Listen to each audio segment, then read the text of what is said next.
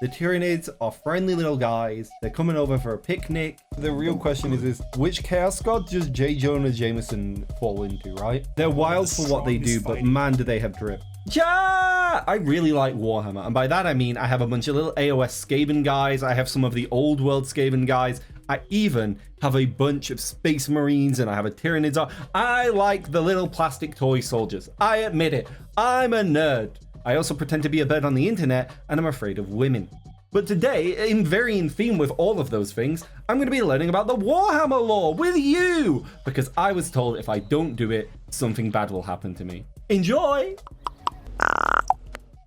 In the kind brightness of the far past, there was no war. Our galaxy was, for a long time, fairly empty and quiet. The first known species to appear during this time are known only as the Old Ones, cosmic entities that traveled across the galaxy with they're big frogs.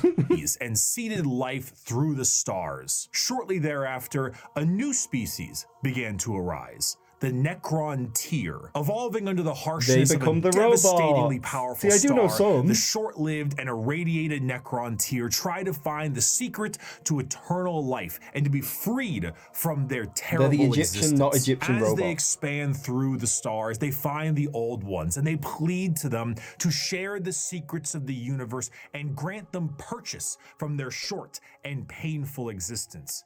The Old Ones respond with a middle finger and a Lamau, and with their immense power, they force them back to their homeworld. The Necron tier, filled with rage and hatred, make it their duty to get revenge on the Old Ones. A revenge that would come swiftly as a chance encounter with other gods gave them a solution. These other gods were known as the Catan, a race of highly powerful star-consuming entities. Oh, okay, so this is a good example of how I don't actually know as much lore about Warhammer as it might sound like sometimes. I know nothing about the Catan. I know the Catan were dicks, I think, to the Necrons, and then they were enslaved by them, and then they were really broken on tabletop for a while, and that's what I know about the Catan. That's all. So I don't know very much about them.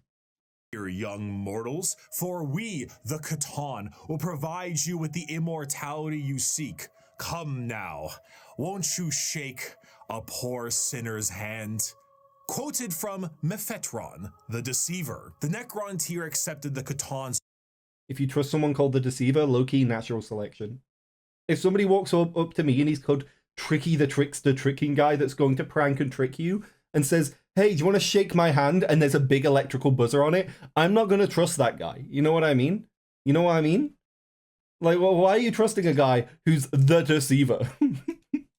Offer of immortality. I'm sure he didn't give them his name. Believe it or not, this turned out to be a ruse. A trick. The Catan crafted gigantic furnaces and began the process of biotransference. The Necron tier willingly they became robots. They're all Terminators. Into the furnace engines made they have some of the coolest gods minis who devour stars and had their soul. Warhammer minis are really cool, especially like across the board. AOS tends to have cooler minis. I think they're just allowed more freedom because it's not the entire thing funding everything. But like the Necrons have always been that like third army, if that makes sense for me. Like the Tyranids are my favorite. Then I'm like, ooh, there's a couple of ones that might be second. But the Necrons are always third. Like I like the idea of having an Orcs army more. I might like the idea of Guards, specifically Krieg, more because I just like the dark, gritty trench warfare idea. But to me, the Necrons have always been that third army slot where it's sort of like owning them would be cool. But I'm not a millionaire, so I don't have more than one army. You know what I mean? Consumed instead. The short-lived, irradiated, and cancer-inflicted race of the Necron tier ceased to be. They were having a hard time, and the weren't they? immortal, soulless Necrons remained. Now backed by the immense power of the Catan, the Necrons rally against the Old Ones, and the bitter conflict in the stars at this time is known as the War in Heaven. Despite creating various races and entities to aid them in this battle, the Old Ones are overwhelmed and eradicated down to the last, due to the sheer power of the Catan fat off the souls of the Necron tier, and with an army of unthinkable robotic slaves at their behest. However, the Catan are greedy, spiteful gods. And when there was no foe worth Hey, that's killing, like they me. turn on each other. The Necrons then put their sights towards the Catan and lay waste to them, securing their freedom. The once subservient Necrons now control their former masters. Worn out and weakened by these wars, the Necrons under their leader Zarek, the Silent King, lie dormant with a plan to eventually wake and reclaim control over the galaxy. I relate to that desire. You know, I edit a big video, I do a big stream, I eat a big meal, and all of a sudden I'm thinking, it is time for a 10 millennia nap. I understand the feeling, you know what I mean? I'm sure we all do. We all relate to that feeling of, we've done something big and now we just want to have a nap and nothing else is on our mind. Very relatable. The Necrons, very relatable, very good faction. Over millions of years, empires rise and they fall. The species created by the Old Ones have footholds over the galaxy, but on a pale blue dot in the thick of all this conflict, orcs were made by them as well, begins the old to ones, right? evolve. And for the most part, the basic path of humanity's evolution remains the same as it is now for almost 15,000 years. Right now, in the 21st century, this is canon. You, right now, Twitch streamer reacting to this video, you existed at a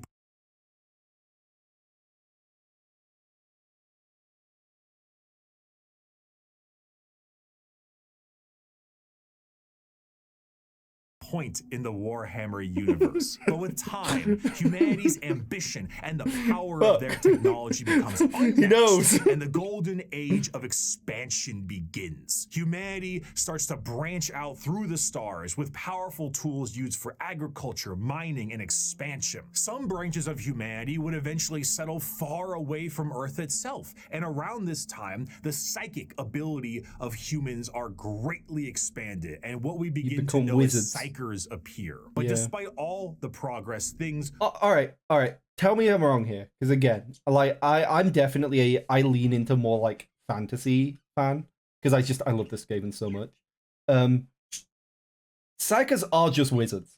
It's just they needed wizards in 40k, so they had to come up with a sci-fi reason for it. But like in all ways but lore, they're wizards. They do what is essentially magic. They channel their magic from the magic place, which is the warp, right? And they're wizards. They're just wizards, but they have a different name, right? So thinking of them as wizards is fine. It's not like it's techno science, but it's still so it's like techno magic, but it's still magic.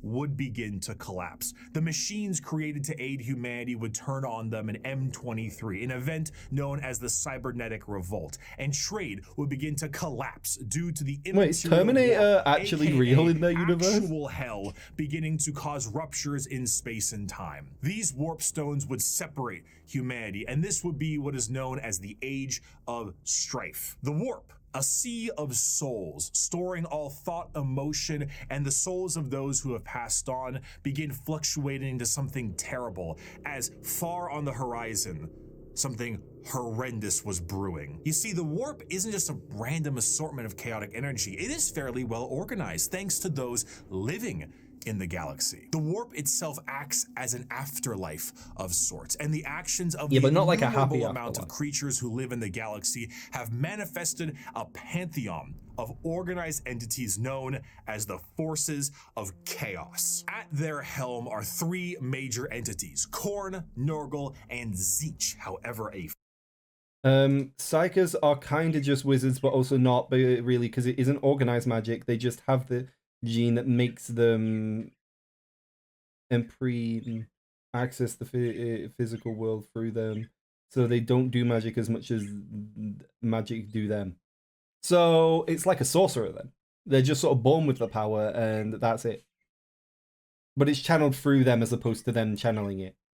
Okay. Fourth one, Slaanesh, was about to be born. The ancient Eldar were Lol, one of the sex first god. species created by the Old Ones, and due to their extreme Harley Quinns and are so cool looking, unbridled but I'd never be excess, good enough the at birthing painting of to paint them. Slaanesh tore a hole in the galaxy and forever split the Eldar into those of the craft world, who sought to bring their species back together, and those of the Drukhari, who wished to continue what caused the birth of Slaanesh in the first place. The birthing of this fourth chaos god settled the warp storms of the Immaterium and ended the age of strife, but humanity was still fractured. So one man revealed himself and spearheaded an immense attempt to reunite all the fractured pieces of humanity. That man was the Emperor of Mankind. After reclaiming the nearly destroyed Earth, Just the Emperor golden embarked on the Unification Wars to unite humanity under the banner of the Imperium of Man. However, due to the very long and devastating impact of the Age of Strife, humanity as we know it is not. Yeah, wasn't it more like to Mad Max by the time he was coming around? More than mere men. Great beings known as the Thunder Warriors were recruited by the Emperor to reclaim the Earth with. Wait, is this where we have the Stormcast Eternals and the Thunder Warriors? They are the same. Games Workshop's naming schemes are so funny. We have big golden guys in armor and they channel thunder and lightning. What should we call them? Well, Thunder Warriors was used in the lore of 40k, sir, so what about if we call them Stormcast Eternals, because they're channeling lightning still, but they were also cast by Sigmar. But these warriors are a blunt tool and had overstayed their welcome. He would need something better, and that solution would be known as the Space Marines. Superhuman soldiers that will have Space Marines are cool and cunning exponentially greater than the mortal men. Look. Space Marines are really cool. They're really cool. They look cool. They fight cool. They are cool. I have no hate for Space Marines in lore. My only problem is far too much stuff focuses on them. I wish that, like, and I know why it doesn't work like this. It's the same thing happens in like Marvel Rivals, right? Like popular characters get all the skins. It makes sense. I understand. I will never stop wishing that like a launch box wasn't, say, the Imperium of Man versus the Tyranids, or the Orcs versus the Eldar or something. You know what I mean? Like, imagine how cool that would be. You got like Xenos versus Xenos, or Xenos versus Imperium of Man, but like it's a different fact. Like the Adeptus Mechanicus versus the Necrons. Like, there is so much potential in the universe of 40k, but so often it feels like it's shut down because they want to go with the safe option of selling lots and lots of boxes because they want to make lots and lots of money of Space Marines, and Space Marines will sell. They're the most popular faction. But then you get into the entire argument of, well, are they the most popular because they're the most accessible and they're the most available? Or are they the most popular because they have the most done about them? Or are they the most popular because they're the coolest? There's a, you know, it could be a million things. It could be a big circle where it's all of them. But like, I just wish they would lean more into the variety their universe offers. Because like, even on like the relatively shallow amount of information I have on it, the universe is so cool and vast, and they keep being super narrow with their scope. You know what I mean? These new warriors would be commanded by an elite group of his very own sons, they are very known as cool. the Primarchs. Unfortunately, though, Daddy didn't charge the baby monitor, and his 18 sons would be stolen by the forces of chaos and scattered across the galaxy. Isn't that a meme, by the way, that there's 20? Or is it a joke or something? I've seen that before about referencing 20 of them, and either it's like that 2 don't exist, or I've also seen people say it only exists so you can like homebrew your own Primarch and it not break the universe or something. So like you could have, in theory, your own homebrew lore-friendly Primarch or something. I'm not really sure. I don't know why that. I don't know the 20 versus 18 thing. I just know that that I've seen that reference before when I've seen memes or jokes about it, but I've never understood it. This would begin the Great Crusade, a monumental task to take back the stars in the name of humanity and reclaim the lost Primarch sons. However, he would need the fires of industry to make this happen. Looking to the distant cousins of Mars, the Emperor signed a treaty with the technologically irradiated hellscape of the Red Planet and allowed the cult of the machine god, the Mechanicum, to supply The his Mechanicum are crusade. very cool. While Space Marines were the tip of the spear, their numbers pale to the vast might of the Imperial Army and Navy. The Astra Militarum and their seemingly endless numbers make up the bulk of the fighting force for humanity, supplied by the intelligence and prowess of various agents of the Imperium, such as rogue traders and assassins. Due to the lack of connectivity between the worlds, what a society had become over thousands of years became mysterious and varied. Tools once used for harvesting and agriculture now are being used as machines of war in the form of imperial knights. Some of these fractures of humanity would even be changed further and become unrecognizable to the average human, with differences in size, skin that's color, the Adeptus appendages, Mechanicus, right? They're so cool. cat ears sometimes. Some would go so far to become their own galactic societies, like the miners of the Galactic Core They're and the their dwarves. immense What are they called? They called supercomputers, something else? forming the Leagues of Leagues Votan. of After an Votan, yeah, incredible dwarves. amount of effort and books, the lost sons of the Emperor would be reunited, and the Imperium of Man would be firmly established. This, however, would not last. Be it intentional or accidental, the Emperor would not reveal to his sons the true nature of the galaxy and the terrors of the warp. And this oversight would result in one of the most impactful wars in humanity's history. The favorite son of the Emperor, Horus, would fall to the powers of chaos and turn on his father. This betrayal, this backstabbing, this heresy, this Horus heresy would result in a split in the Imperium with devastating consequences. Half of the Emperor's loyal sons would fall to chaos and become the Chaos Space Marines, along with the forces of the Dark Mechanicum and the Chaos Knights. The conflict would result in the absolute obliteration of Horus and the physical death of the Emperor himself. The near-dead body of the Emperor would be placed on the Golden Throne to serve as a beacon of humanity and a... So I thought that I might have fallen for Imperial propaganda. I thought he was still technically alive, but like in the way you are technically alive if you've been in a coma for 10 years, apart from it's been like 10,000 years, right?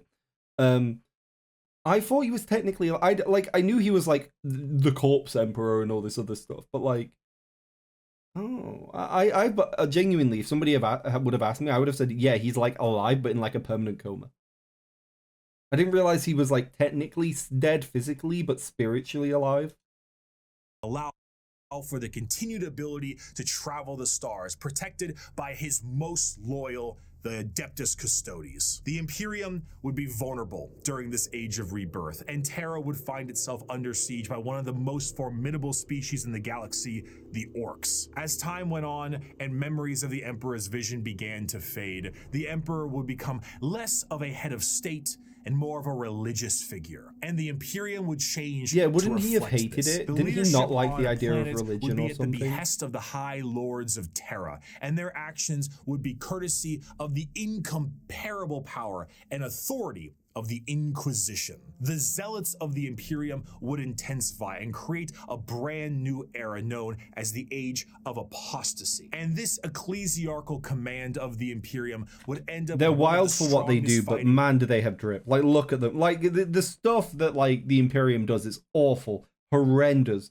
brutal, vile, but they have so much drip. Okay? No one can deny that. All right? They might not be the good guys, but they do have the drip, okay? And no one can say anything for it.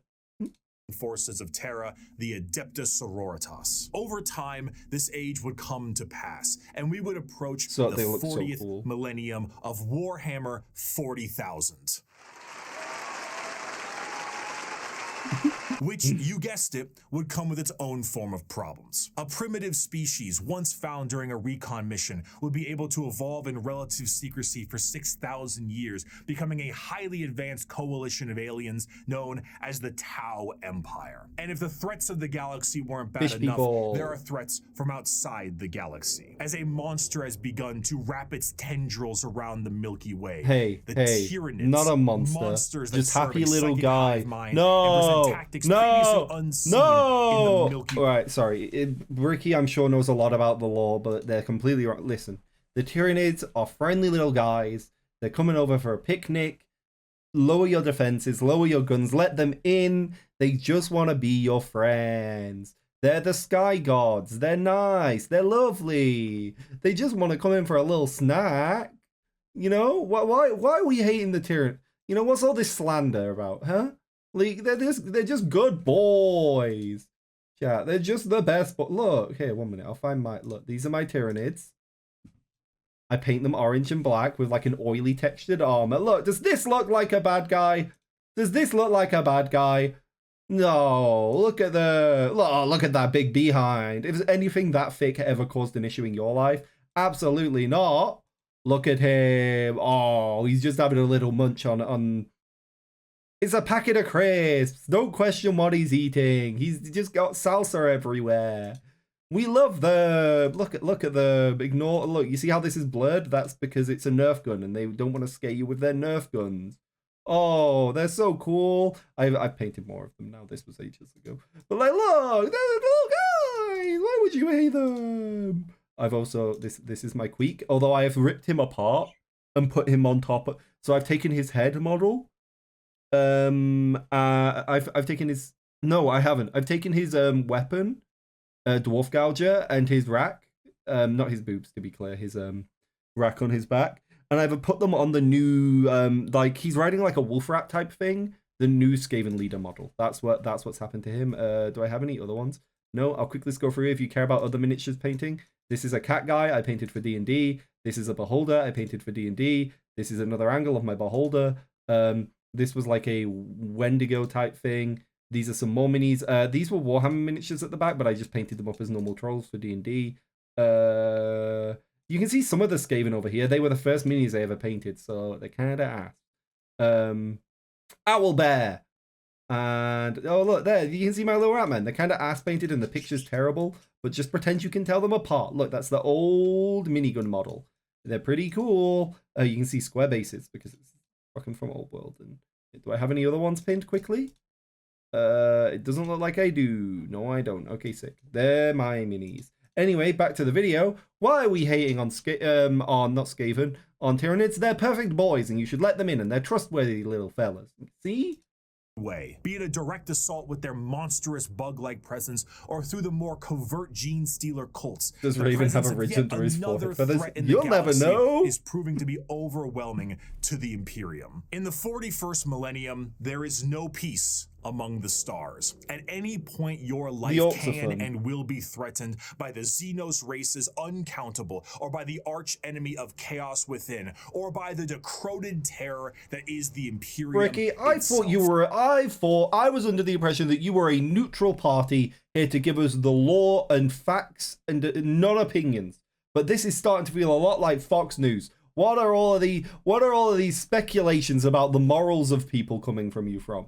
Hey, all right? I want my law unspeculative. I don't want to hear about how evil the Tyranids are, all right? They're good lads. I don't want to hear about it. The orcs, they're just friendly guys looking for a crump.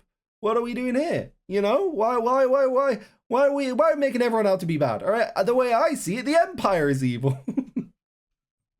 We're gonna be here all night if I keep pausing. In the coolest and most bloody regime imaginable. Forget the power of technology and science, or the safety of promise and understanding. For in the grim darkness of the far future, there is only war. And everybody clap.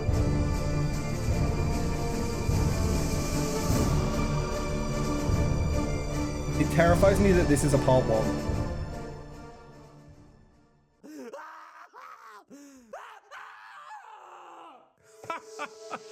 A fantastic job once again, Mr. Kurz, the Night Haunter himself.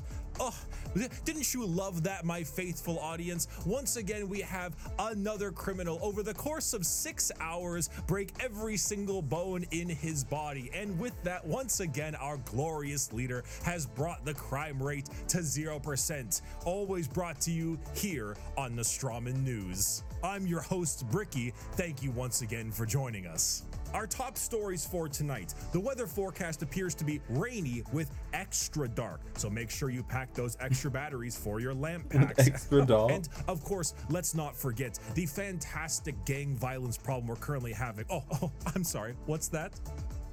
Oh, right. It's gone. It's looking to be a chilly one tonight as well, so make sure your skin capes are nice and tight. Sweet skin capes. Wait, hold on, one moment. No. Adamantium reserves have tripled? Wait, I'm sorry. Is adamantium a thing in 40k? Isn't that a Marvel thing? Is it a real life thing? Am I insane? Wait, adamantium isn't real? It's just I thought. Farm Am I rates a have dumb gone streamer? down to 0%. The Night Haunter smiled? I might be a dumb streamer, chat. No. This could only mean one thing. It is the Strawman News' great privilege to bring some color back in your life with the Adamantium is a thing in brand new 40K. 3-part Interesting. Gamer I Subs didn't know that. drop exclusively on this here news Did they nab it from Marvel? That's right, your esteemed host Bricky myself is dropping a 3-part Gamer Subs release for pre-order, available now and only for a couple of weeks. Not only does it include a completely brand new artwork reskin of the Sweet 6-pack flavor, one of the highest selling flavors.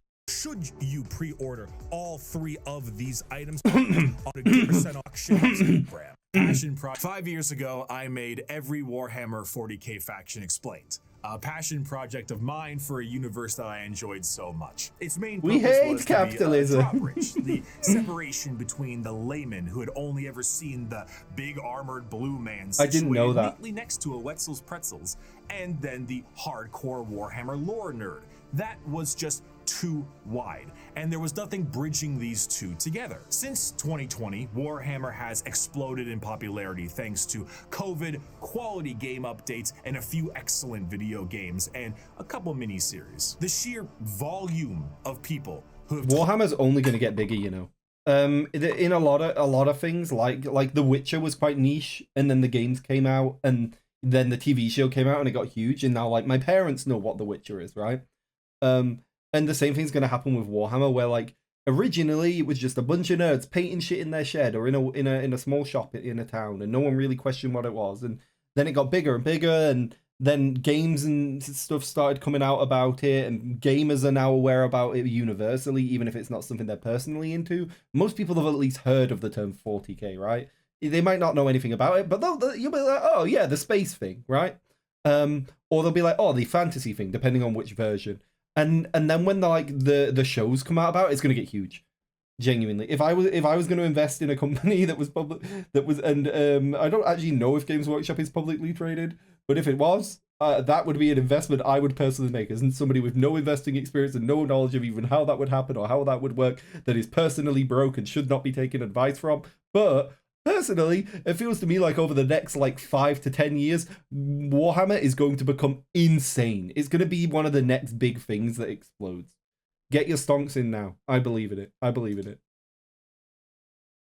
But don't you know it got mainstream and woke and now it's dead? Oh yeah, because women can be space marines now. I remember this. Adventures due to that video alone makes me feel as if Games Workshop owes me commission. However, that video is incomplete. I was not a casual fan, but I was also not a hardcore lore junkie. In the 5 years since that video's release, multiple channels have sprouted up, and the drawbridge between casual to the obsessed has never been wider or easier to traverse. Even I, myself, have been a part of Adeptus Ridiculous, a podcast teaching lore in a much simpler and condensed form. Needless to say, I would call I've myself learned like a casual lore fan. Warhammer is so much more than just space. I'm also learn about the factions I care about, and that's it. Substantially from its origins, being a Warhammer fantasy spin-off just in space. Now it is a black library filled with immensely deep characters, difficult themes, and even some tear-jerking stories. It is a backdrop for a million stories over a million worlds, and I did not see its true depth in 2020. But now, I'd like to share what I've learned. We just had a brief summary of the world and each faction that takes place during it. And we did that because to truly understand each faction, we must understand what makes them the way they are. And why are you the way you are? In chronological order, discussing their origins, their culture, their powers, and of course, what makes them oh so grimdark. Wait, so chat, do you want to know what the Tyranids culture is? I can actually tell you the Tyranids culture. Basically, it's that's the Tyranid.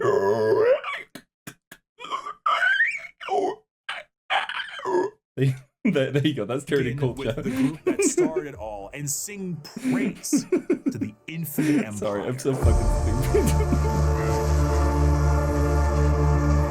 As mentioned before, the Necron tier were the original form of the Necrons, an alien race far away from us that lived short, painful lives due to the irradiation of their star. Normally, this would manifest as like a sort of cancer, a space cancer of sorts. The Necrons are very much inspired by the ancient Egyptian aesthetic, but unlike the windswept dunes commonly associated with it, the irradiated hellscape the Necron tier endured was far from picturesque. This also translates into they had like mega they space are a cancer race and of stuff. nobles and peasants. Most of the peasants would often live for their very short amount of time, only a couple of decades, while the nobles tended to have better care and would live a little bit longer, but still far less than the average lifespan of a human, even today in the 21st century. The leader of the Necrons was Zarek, the Silent King. He was the one who took the deal with the Catan and the Deceiver. Of course, he wasn't aware of the fact that they were known as the Deceiver at the time. Right. But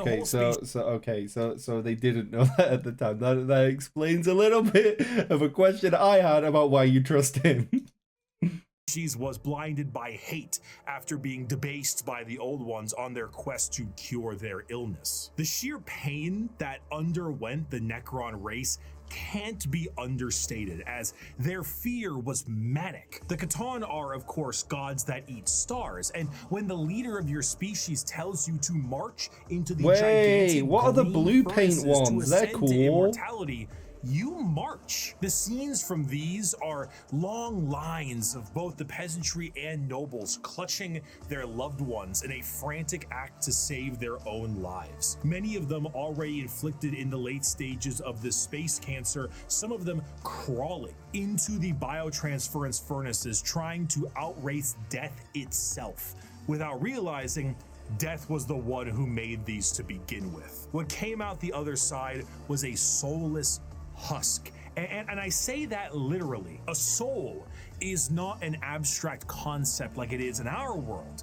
an immaterial version of oneself discussed and debated in religion and philosophy. No, in Warhammer, a soul is a real, tangible item of oneself.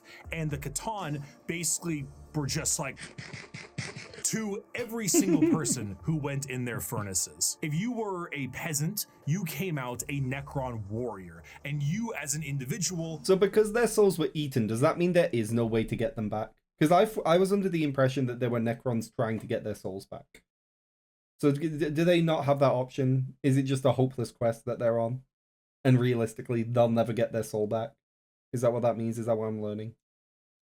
Have ceased to be. You have no mind, you have no soul, and your body, as you know it, is made of an extremely advanced mass of re-knitting living metal known as necrodermis. You cannot think for yourself, for you do not have a brain to think with. All you do now is await protocols from your overlords, which are the nobles who came out of the furnaces with their minds intact, not their souls, mind you, but their minds are very much intact. These nobles now have command protocols, and they are able to command all of their peasantry and do with them whatever they wish. I'm so excited for Total Warhammer 40k. I love the Total Warhammer fantasy games. I'm so excited for the 40k variants.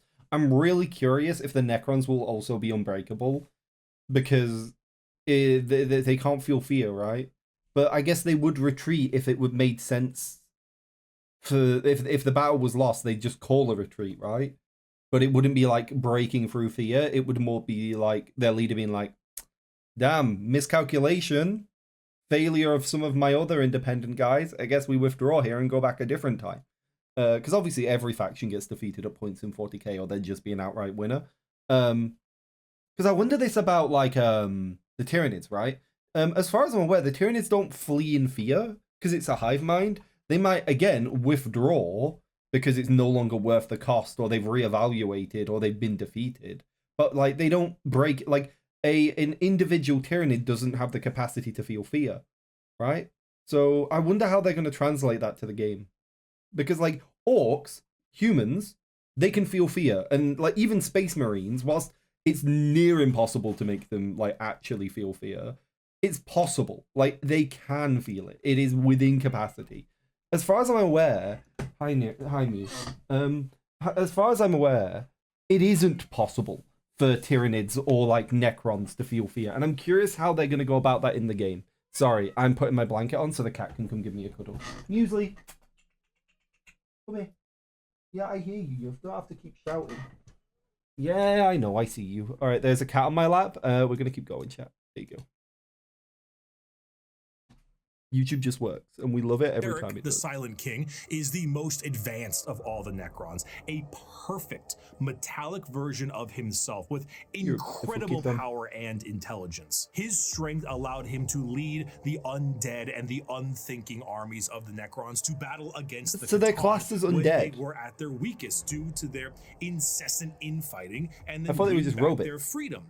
But gods cannot die. So in my cat's reality, sneezing. what occurred is the Catan were shattered into thousands of pieces, and each shard of their god was trapped in a stasis vault and mind controlled to do the bidding of the pyramid Necrons things they that you can get as enslaved. miniatures. The biggest challenge they face now are actually the upstarts of the galaxy. The Eldar and the Orcs were quite prominent, and as you can imagine, a galactic war really takes its toll on the joints, or I guess the servos. It was in their best interest to wait out the galactic rise of the other races and come back at a more opportune time. So they went into stasis via these massive tomb complexes hidden beneath various worlds, biding their time until it was once again their opportunity to rule the galaxy. Zarek, the Silent King, as penance for his failure to his people, exiled himself into the darkness between stars for the next 60 million years with his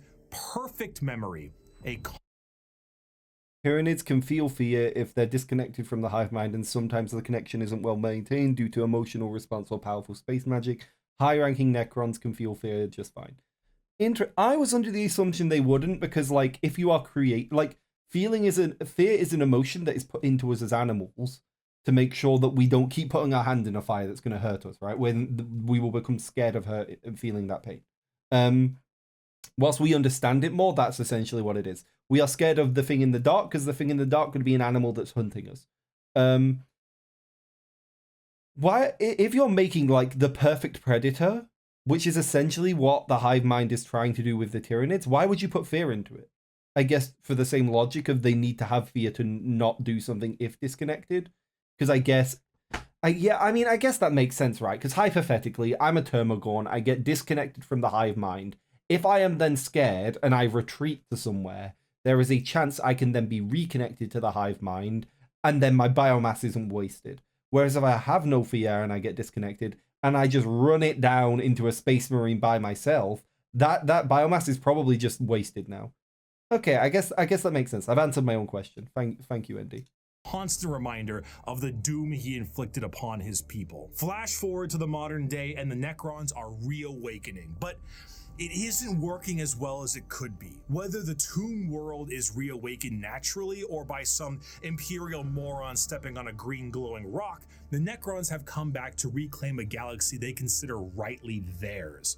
But it is very 60 million similar to years the of hypersleep have taken their toll. Many Necron dynasties awake with systems unrestored and huge swaths of their population's minds completely lost. Necron nobles wake with various mental faculties compromised, sometimes exhibiting traits similar to excessive paranoia, schizophrenia, or even dementia. One notable Necron, Nemesaur Zandrek, believes that he is still back on his home planet fighting off separatists and interlopers. See, Oberyn, the separatists come, attempting to outflank me as they did at the 4th Battle of Vindach. How they calculate that daubing themselves green and roaring like savages will produce a different outcome, I cannot fathom. But it is of no account. Ready, my legions, another glorious victory shall soon be ours. Other individuals, such as the esteemed Imatech the Stormlord, seek to usurp the newly returned Silent King for rightful ruler over the Necron race, believing his time has come to an end, while scientists and archaeologists like Trazen the Infinite and Orikin the Diviner spend thousands of years bickering over artifacts and petty Was squabbles. Trazen the Infinite Truly, the one in Necrons the animation? There was a guy that looked like he had the same face as that guy in the animation. are a faction of unthinkable, unimaginable power, held back entirely by their own hubris and 60 million years of stasis. It is a species that does not know of time, only of the ravages brought by it. A pharaoh of a dynasty may just be as frightened to awake completely mad as they are to be assassinated while they sleep. Thousands of years pass in an instant. There is a play, like an opera play, a retelling of the war in heaven in the Necron culture that takes 40 years to witness, because why leave? You have no need to eat or vacate your bowels. You are immortal, but you are soulless. Despite the Necrons' incredible technology, their mastery Like over a ginger time, vampire. reality itself, despite all of this, they still are missing a soul. And therein lies the biggest struggle. Most Necrons look to conquest the galaxy, kill the interlopers like the humans, Eldar, and Orcs that scrape at a fraction of their power. But the end goal for many, including Zarek himself, is to return the souls to their bodies, to undo the horrible fate he cast upon them. This is not the interest of all. Many simply wish to rule their dynasty with an iron fist and kill all they consider unworthy. But to many others, it is to undo the decision that doomed them all. Before they can do that, there is a pest that needs exterminating. That is the fundamental understanding of the Necrons. They are so hyper advanced that their science borders on magic. They play with the fundamental aspects of reality and time. Their mastery of the physical galaxy is the strongest in the universe. Their weapons reduce people to the barest molecules, and they have devices capable of causing stars to supernova. They are unfathomably difficult to kill, as if you do fell one of their number, the living metal reknits itself, and the reanimation protocols allow it to come back how do you fully alive kill a once Necron? again. They're masters of teleportation, and often killing a Necron fully will just have its consciousness translocated back to their tomb world to await reassembly. Normally, they utilize large phalanxes of warriors and honorary combats, but some of them have fallen to various mind viruses. The destroyer cults are hell-bent on killing anything and everyone that lives. Oh, is that what the with an big guys are a overwhelming part of then? force. And then there's the flayed ones. Necrons cursed with I have no mouth and I must scream, a panic attack virus, as the last laugh of Landogo, the Flayer Catan. Slowly losing their minds, they strip apart their foes and adorn their bodies with the skin of their enemies, trying to better return to their old feelings of flesh and blood. The Necrons are a degraded version of their mighty empire, and still one of the biggest threats in the galaxy. The only thing keeping them at bay currently is their awakening sickness. And Sorry, I have more pictures of miniatures for those of you that are interested in my miniatures. These are my Skaven. There's more, but this is like the new set I got. They're now spray painted brown, I think, at the moment, and have been spray painted brown for like 2 months or 3 months and not been painted. These are the Stormcast. I don't really care for Stormcast. I would have painted them, but instead, Chloe's going to paint them and have them be her little army of guys, because it means we could play Spearhead together, which I think would be fun and cute. Or we could play like one-page rules or something, which might be more her style because it's less rules, and I don't think Chloe would be super into like the dense rulesness of 40k. These are my Tyranids. You can see like I've painted more since then, but I have like what's it, a Pyrovore, Hive Tyrant. No, this is Hive Tyrant. I forget what this one is called, but it's a big fucker. I have a bunch of Gene Stealers, Termagants, and Terragants. Termagants and Hormagaunts. Termagants and Hormagaunts. And then I have what else? Oh, different angle. Yeah, you can see here, like they look very dark here. It doesn't help that the lighting just makes them look washed. You can see this is what this one looks like here, but you've seen pictures of that. The picture's awful and does not make them look anywhere near the color they are. It looks a little bit better here. You can see that like I paint them super dark as their base layer and then bring it up. You can see the orange is more visible. It's and you can see on some of the finished ones of these, you can see the flares of where the orange is brighter. Whereas I haven't done that on this guy yet, so you can see how dark I paint it. And it's because I want them to look muddy and dirty. Because I do not imagine a Tyranid gives a fuck about being clean. So for me, like I also like the idea. My friend was originally going to collect Necrons. So I sort of in my head been like, I know that technically I think the Tyranids can't eat Necron metal. But I was like, what if this was the Hive Fleet solution to that, and they did feed off of Necron metal, and that's why their armor's all looking like it's got bits of metallic in them, which is kind of, you know, who gives a fuck if it breaks the lore if it's just a fun excuse to paint them differently. So like you can see, I got all my guys, and that is my Tyranids. I think it's just about 2,000 points. I technically have a kill team of Orcs in Krieg because I got that kill team thing, which they're there. But those are the remaining minis I have. And then I have a bunch of just random ones for like D&D and other stuff. Hopefully you enjoyed my mini talk. Smiley face. And they're infighting with no care to the timeline, but they are coming. And slowly, they plan to rid this galaxy of the vermin that inhabit it. My people shackled the stars and broke mortality when the species you sprang from had barely left the slime pools it spawned in. Our wars burned reality, and the dominion of our kings is without limit. The ground— Bro said I was here before you were twinkling your dad's bollocks without saying it. You tread on is not yours. It is ours. The war in heaven was a catastrophic time for the galaxy, and as stated in the above quote, burned reality. Of course, souls exist in Warhammer, and in the case of the Necron tier, they were consumed by the star gods. This begs the question, however, if you were to pass on, expire, as one might put it, where would your soul go? The answer to this is the warp. In Warhammer, a soul is real. And so is hell, the afterlife, the Empyrean, the Sea of Souls, the Immaterium. All of these names refer to the dimension parallel to our own, known as the warp. Now, the warp is not like our reality. It does not follow the classic normalcy of time and space. It is defined as the Sea of Souls, and it acts like this in a more literal way than you can realize. To imagine the warp is to imagine the sea itself. Hell is real, and you can surf on it. It has a current and can become more dangerous depending on where you go and how bad the weather is. As the Immaterium is a reflection Don't the of our orcs reality like going and of through our the warp souls, because they get to fight a bunch of demons and stuff on the way emotions, all through? feeling that goes with a soul is passed on into the warp. If an entire planet decides it's going to engage in a blood-fueled rampage of murder and gore, then the warp around that planet will be affected in a similar manner. It's not something that you can see. It is a parallel, not perpendicular dimension.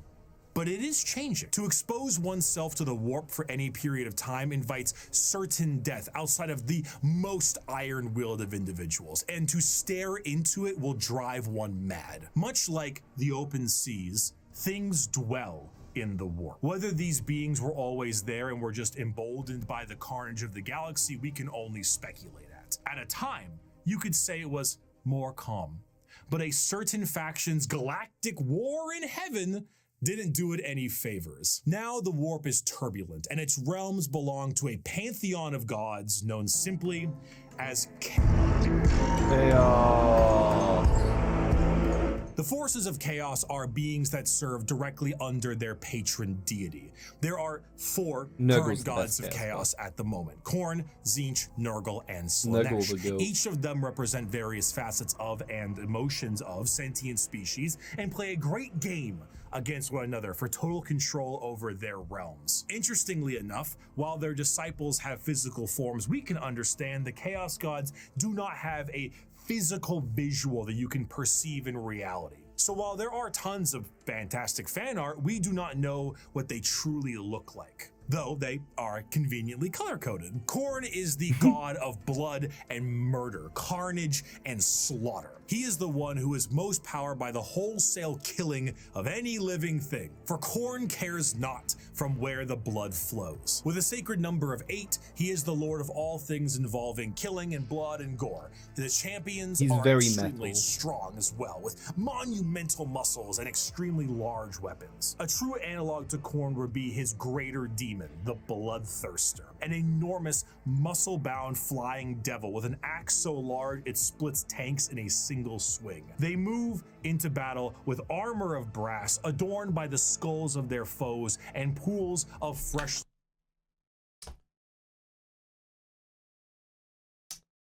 Not to be that guy, but if you're in the 41st millennium, surely you can get your demon guys some better armor than brass, right? Like, surely, maybe maybe this is why Khorne hasn't invited me into his legions. But if I'm serving Khorne, the god of war, essentially, right? That's what he basically is, the god of war. He can surely get you some armor that's better than brass. You know what I mean? Spilt blood. This may appear to be quite frightening, of course, demonic, one might say. But in the world of chaos, all emotions feed one of these gods in one way or another. If you were to define Khorne with single words, you would use blood, carnage, murder, skulls. But you'd be missing out on important ones like strength, honor, prowess, courage, and skill. Khorne is not just about the wholesale slaughter of people. Okay, he is about the honor and power of martial combat. The true strength there is in besting someone in physical strength and skill. Of course, a murderer would be someone who would feed Khorne, but a soldier could feed Khorne. A martial artist or professional fighter could feed Khorne. A warrior, good or bad, feeds Khorne. A diplomat does not. A premier soldier does. A GoFundMe does not. This is what leads many mortals down the path of Khorne, for he will bless those that bring him enough skulls. And in a world this destructive, there are many ways to reap a high tally for him. Prepare the dread claws and unchain the mad ones. Glorious battle awaits us today, for the world below has refused to surrender. Let us descend upon them with fury and rage, giving no quarter and sparing only Sounds those like a Marvel warriors Rivals who fight DPS well player. enough to earn a place amongst us. As to the rest, their lives and possessions are ours, but their skulls are for Khorne. Normally, if I ever want to explain Khorne, I just kind of show them this clip. I'd never stab you in the back, Shepard. Warriors like you and me, straight to the face. Moving on, Tzeentch is the second god, the god of trickery and mischief, Third the god. changer of ways, the great conspirator and the architect of fate. With a sacred number of 9, Tzeentch is truly the god of change in all of its forms, but there is an obvious undercurrent of mischief and cunning. Tzeentch is such a liar just that an his pants have asshole. gone thermonuclear. Where the f is it? His favorite pastime is asking What was questions that? that have no answers while simultaneously making up answers on the spot to a question he didn't ask. Have you ever had a dream that you had Nothing can go wrong for Tzeentch because everything was part of do- his great plan. You could do so you want him to do you so much you could do anything. I do have He somebody is I such want me to a do me so much conniving I little can do bastard anything. that every emotion of lying, of scheming, of trickery is a direct way to help feed him. An unfaithful partner, a politician, a spy.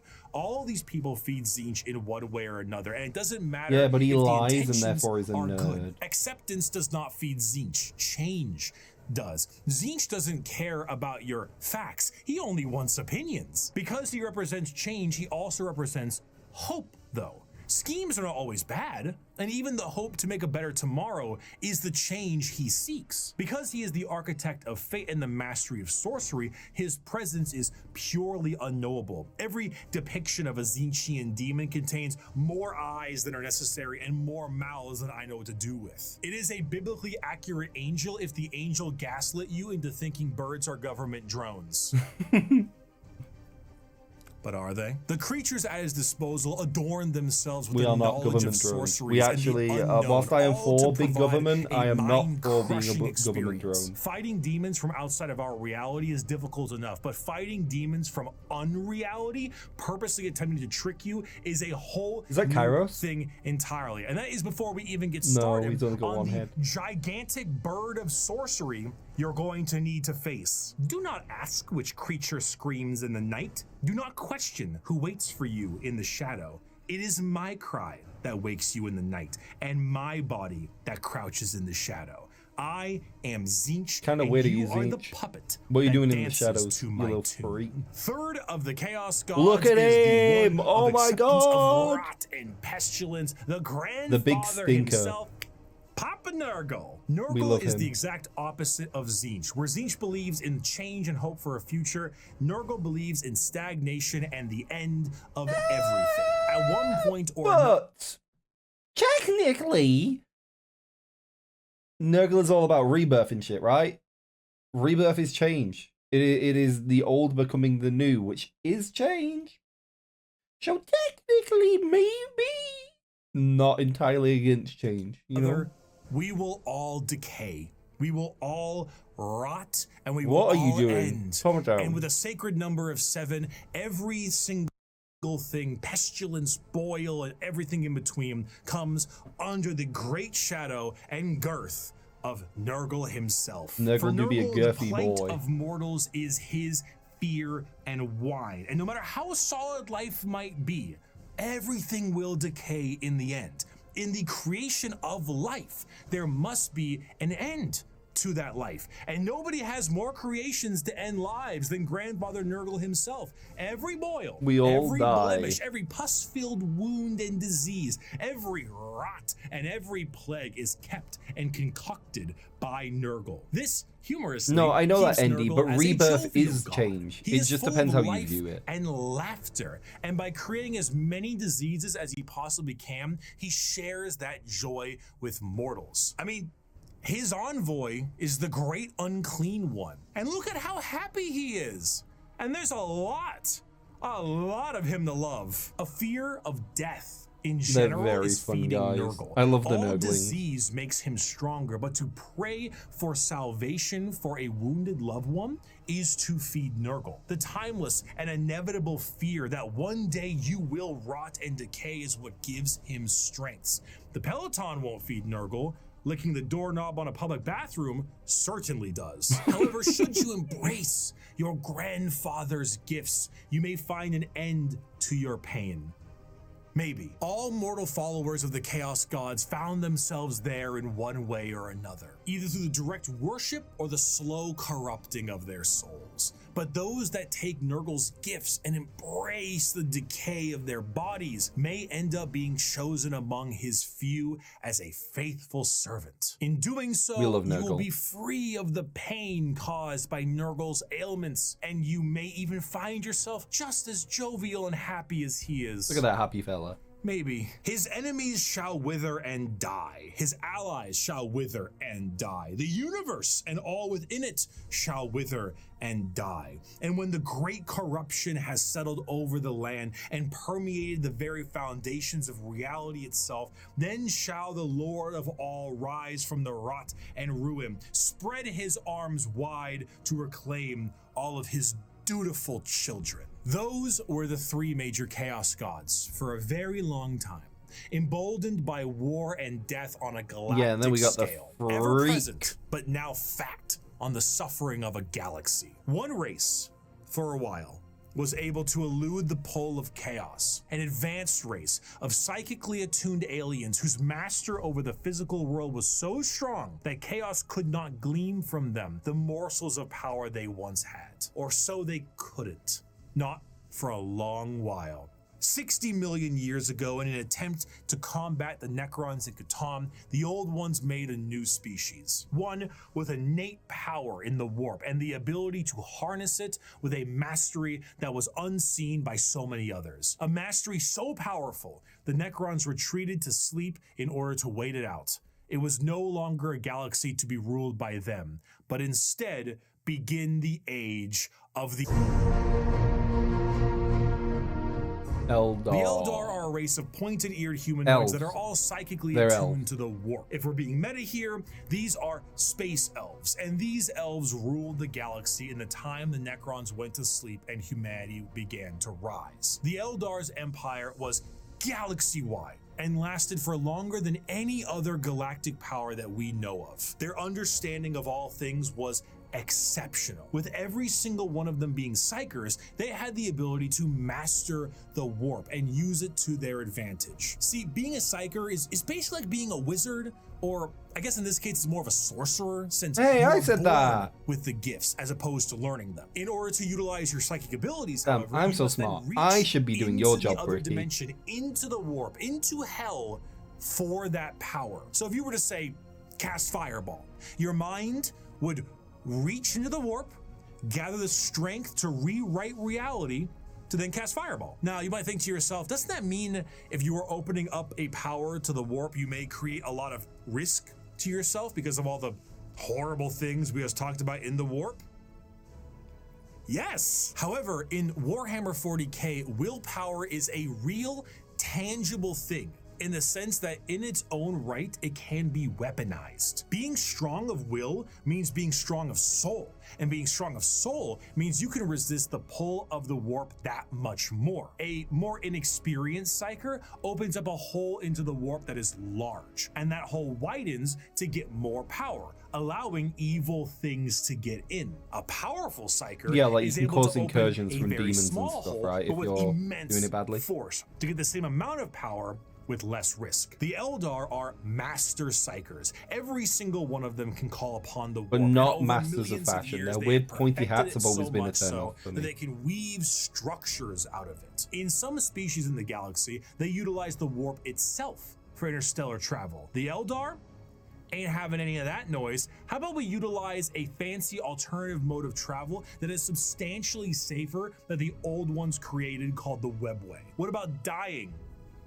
Miss me with that. We no longer age. And if we do, we can just be reborn like that. Food, water, materials, we make things out of distilled warp essence itself. We sing unreality into cathedrals to dine in. What truly could the I did not Eldari know Empire that they possibly fear? were that strong.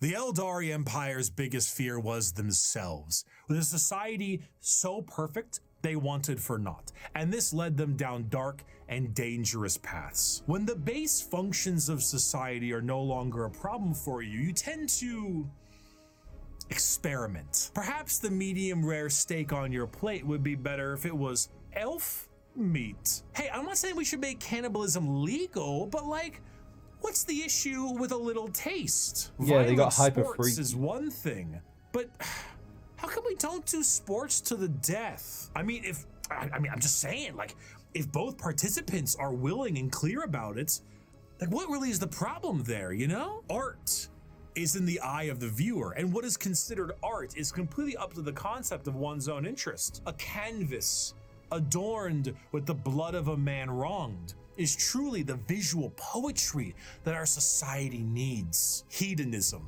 With a slow and consistent hedonism, the Eldar slid backwards into debauchery of the sort I cannot discuss on this YouTube video. Murder on stage, delicacies and drugs distilled from one another, the trade of slaves and concubines, and much worse. The Eldar physiology has their emotions heightened, and they can feel more than a human does. So while it can provide lows of pure despair, it can also provide greater highs than you have ever known. And swinging between the two of them Evelyn would was the love this. Eldar game. The Warp took notice of this heavily, Sorry, trigger and it warning, League began of to Legends react. wrestling. On a galactic scale, the debauchery and the hedonism of the Eldar race caused levels of warp storm so pronounced and so volatile that it cut off interstellar travel for all those who used it. Communications between planets was removed, and They a got so nightmarish horny, they era broke of the old internet. night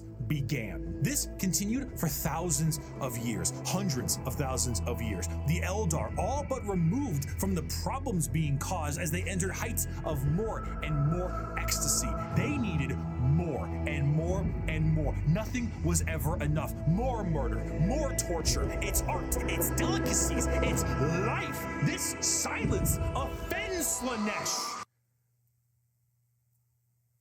Wait. Chaos God.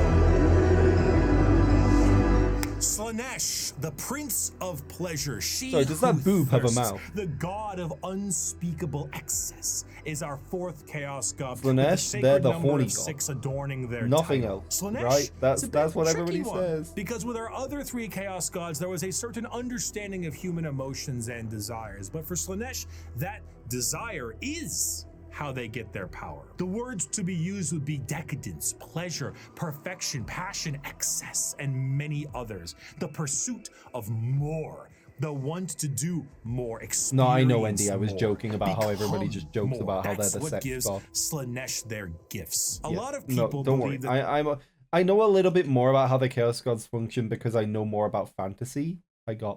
And they're basic. They're not 1-to-1, but it's like 1.1-to-1. They're incredibly similar. They're almost identical. There are tiny differences, right? Like technically in AOS, there is a 5th chaos god in that it's the Great Horned Rat has ascended, but like Slaanesh, I believe, has fallen. So like I get an idea of it. You know what I mean? It's like Slaanesh isn't just the horny god. But it's funny to say they're just the horny god, or it was 10 years ago. They're far closer to what would you call them at this point? Yeah, I guess excess is right, but it's not just excess. It's the desire. It's the desire for that excess. It's indulgence beyond reason. It's why have one cookie when you can have them all. It's that type of logic, right? You know what I mean?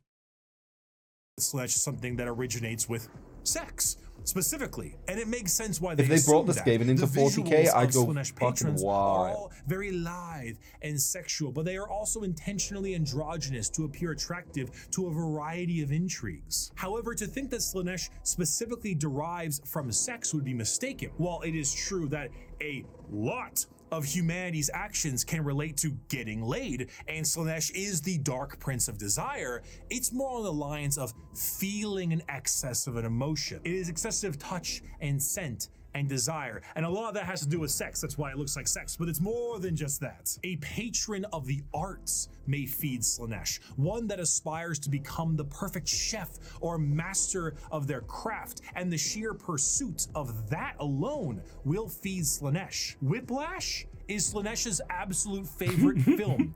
Videos where people beat Elden Ring on a dance pad feed Slaanesh. There are no 2 words in the English language more harmful. Okay, the real question is which chaos god does J. Jonah Jameson fall into, right?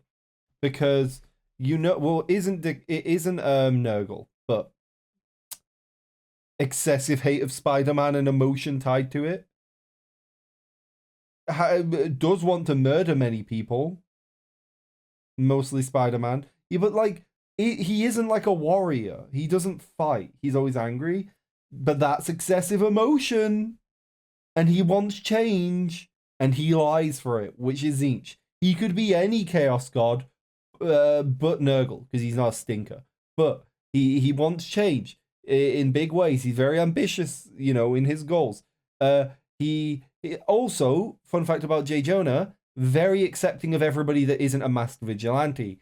Pro-trans rights, pro mutant rights, happy to support him. Like J. Jonah in every way would be like relatively left-wing socially. It is just specifically a deep hatred for masked vigilantes. He doesn't lie though. He does lie. He purposefully lies about Spider-Man. He believes something about Spider-Man, so then knowingly will bend the truth to get to that. It is lying and it is scheming. Job. I'm sorry, Bricky. I ruined your punchline by pausing to yap about Spider-Man. No, man, no. This also moves into the concept of feeling. Sensation is a majorly Slaanesh-coded thing. It might start off feeling good, but then you get to play around a little bit, you know? You play with a little bit of pain. Light pain might not be enough, so you might want more. Or Pain is fun. inflicting It's okay, the Slanesh. pain You're not could be weird for your that one. jam. Music can increase to volumes that may hurt your ears, and even then that might not be enough. More. You must have more. Many of the disciples of Slanesh carry a demonic form in their lithe grace. The keeper of secrets is his chosen envoy, and their movements are a blur of dance and pain with an aura all the more fatal. They dance and sing, but Exactly. there's always a A form ranked of player is a malice behind Slanesh every worshipper. action they take. An alluring gaze that will pull you in right before the demonic entity can crush you in that grip. Slanesh's palace has 6 layers surrounding it, and one of them is the excess of gluttony, where the participant finds themselves in a beautiful banquet full of the most delicious foods imaginable. Tables of delicacies and rivers of wine tempt the user to such a degree that they cannot stop stuffing their face, unaware that the things they are eating are very vaguely familiar meat. If one does not see themselves drowning in the river of wine, they may soon fill their bodies up so much that they cease to function and fall over, becoming part of the banquet themselves. That is one of these 6 layers of Slanesh's palace. This was the ecstasy that the Eldar They're such civilization gorgeous indulged miniatures, aren't they? in for millennia, and did so at a monumental scale that they created a god from it. Find pleasure in every moment, indulge in every whim, let lesser races feel the burden of their crude lives. We are beyond such concerns or worries. Every power is ours to use, every sensation ours to experience. We are truly masters of the galaxy, and all others exist only to satisfy our curiosities. We have earned our position of power. Let us forever taste the fruits of such achievement. Time itself is ours to command. We are eternal. The Gangoons are come. Wait, the Gangoons are come, Satan. With the birth of Slanesh, the Eldari What did I Empire just ceased read? to be.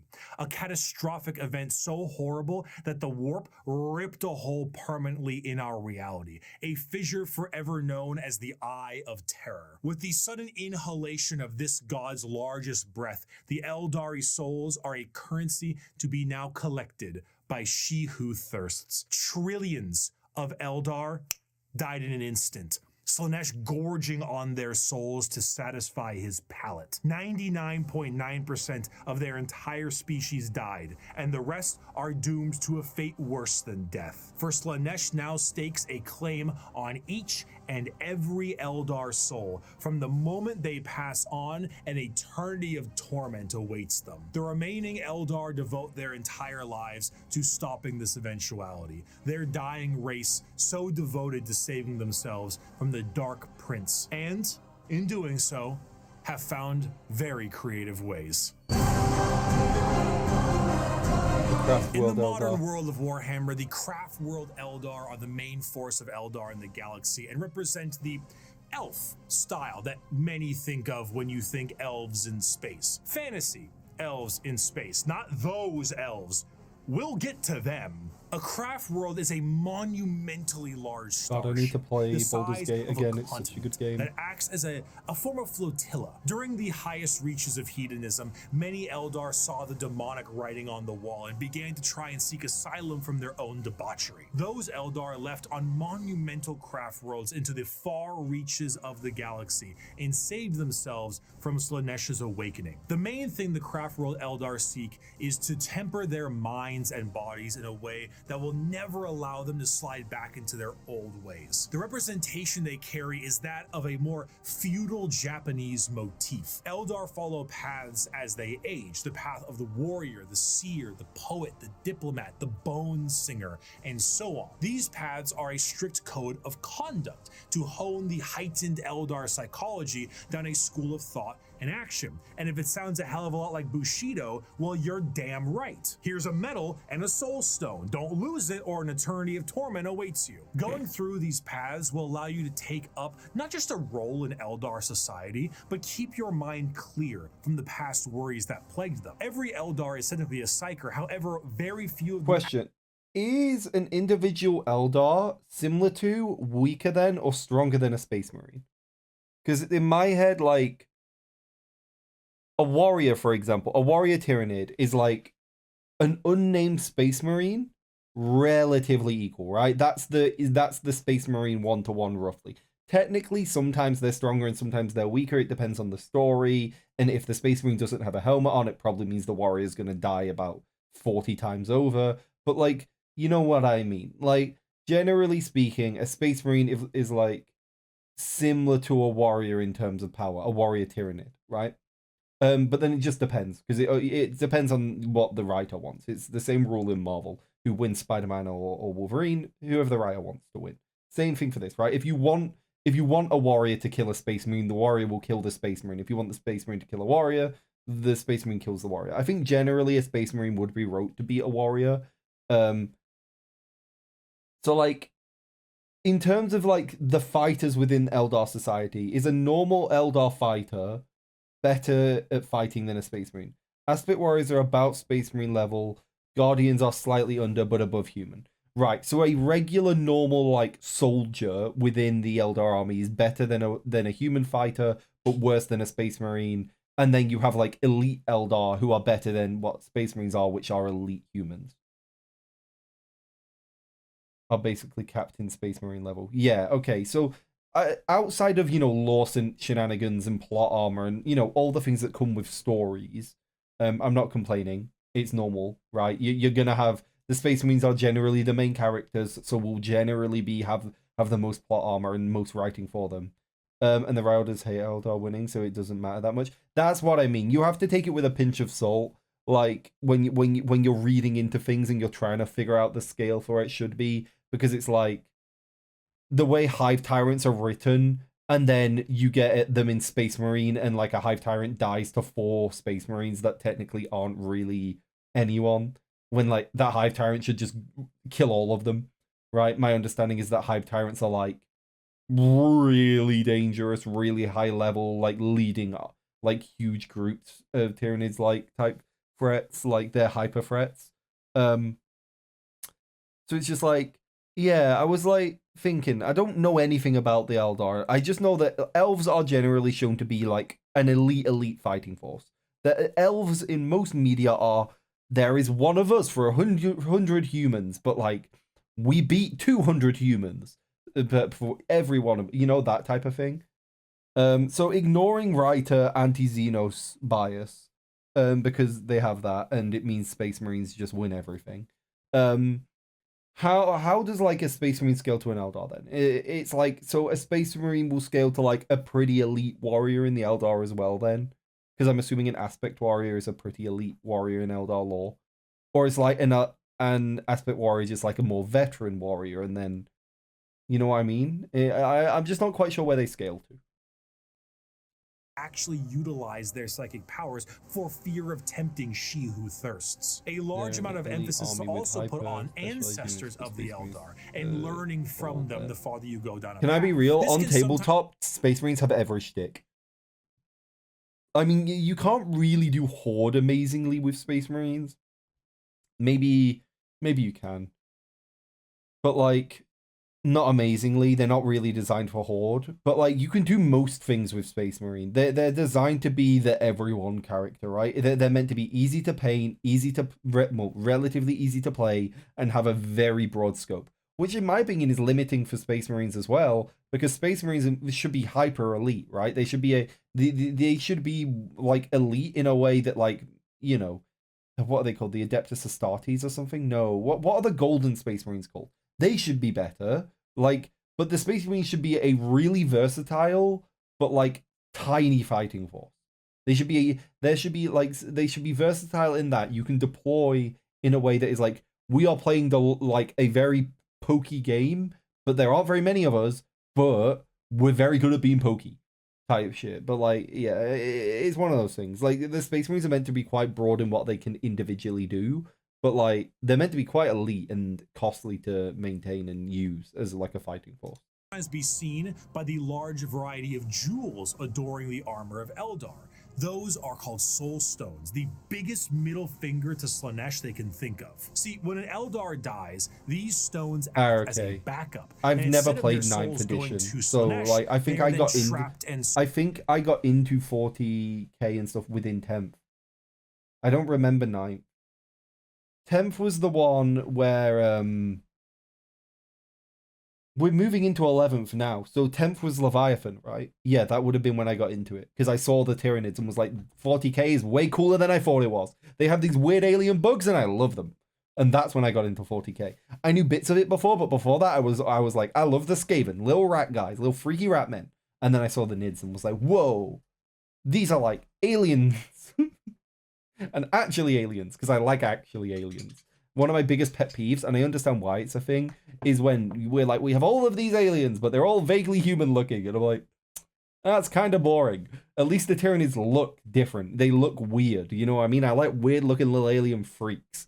And that's why I like the Nids. They're also cute, but that's different. Stored in this little stone. So when the Eldar say they commune with their ancestors, they mean so very literally, as the spirit and soul of generations before them are stored here. Often larger structures may contain vast amounts of soul stones, such as the Infinity Circuit in the craft world itself, allowing the souls of the dead to help power their enormous starship. The young do not desire the discipline of the path, but rather their curiosity drives them to try every fruit from the tree. Thus, it is that so many take the path of wandering or the path of damnation in their first years of adulthood. And so, the great tragedy of our kind is played out again and again as the number of our people shrink from generation to generation. These paths, when completed, allow an Eldar to move to the next one, then the next one.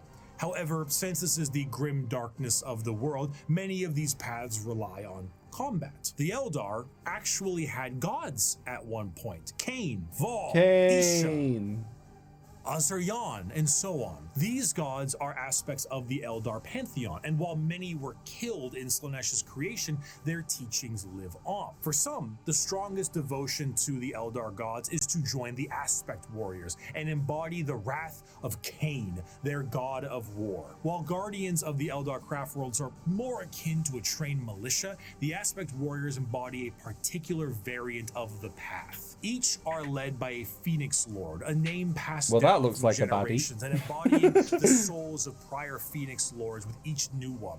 The Howling Banshees, led by Jane Czar, Fugin and his fire dragons, Baharoth and his swooping hawks, or Malgan Ra and his... Hugin as in Hugin and Munin? As in Odin's Ravens? Dark Reapers. Each aspect shrine carries with it the Eldar way of war. Fast, hard-hitting, and incredibly tricksy, for they do not have the numbers to fight in any other way. The Craftworld Eldar show how mangled an empire can be by their own actions. They once ruled the galaxy in an honest, non-hyperbolic way, but in the end, they were bested by themselves, and their most prominent remnants are forced to drift aimlessly through the galaxy, trying to save their species from extinction and resist the temptations of She Who Thirsts. But for some, She Who Thirsts is what I call Chloe sometimes. It's just beginning. Deep within the webway is the city of Kamara. This dark city once existed as a port in the webway that allowed for ease of transport for the Eldar between its various domains. The significance of the city meant that it needed to be a bit more of a neutral territory outside of the jurisdiction of general Eldar law, and therefore it was allowed to self-govern. This did not go well. The Dark City became the hideaway for all manner of sin. The Eldar race slipped into debauchery on a galactic scale that it birthed a god, and this was the city you went to when that wasn't enough for you. The convenience of being so deep within the webway was that it exists as a blind spot to the horrors of the warp. So while the rest of the Eldar fled the downfall of their species, Kamara kept partying. When Slaanesh was birthed, they were saved the worst of it, thanks to them being nice and neatly tucked away inside the webway. But only somewhat. The Dark Prince did not have a grip around their soul, but the tiniest pinky finger, and they were still pulling. But due to their excess hedonism, they found a solution to this problem. If they tormented others, they could temporarily rejuvenate their souls and continue to cheat their inevitable death by placating the Prince of Pleasure. And if they kept this up on the regular, it's they like could effectively they have to eat torture. immortal. Thus, the Drukhari were born. Unlike the more stoic elves you see in works of fiction, the Drukhari themselves exist as a sort of analog of the more grim and fiendish elves you find in Norse and European mythology.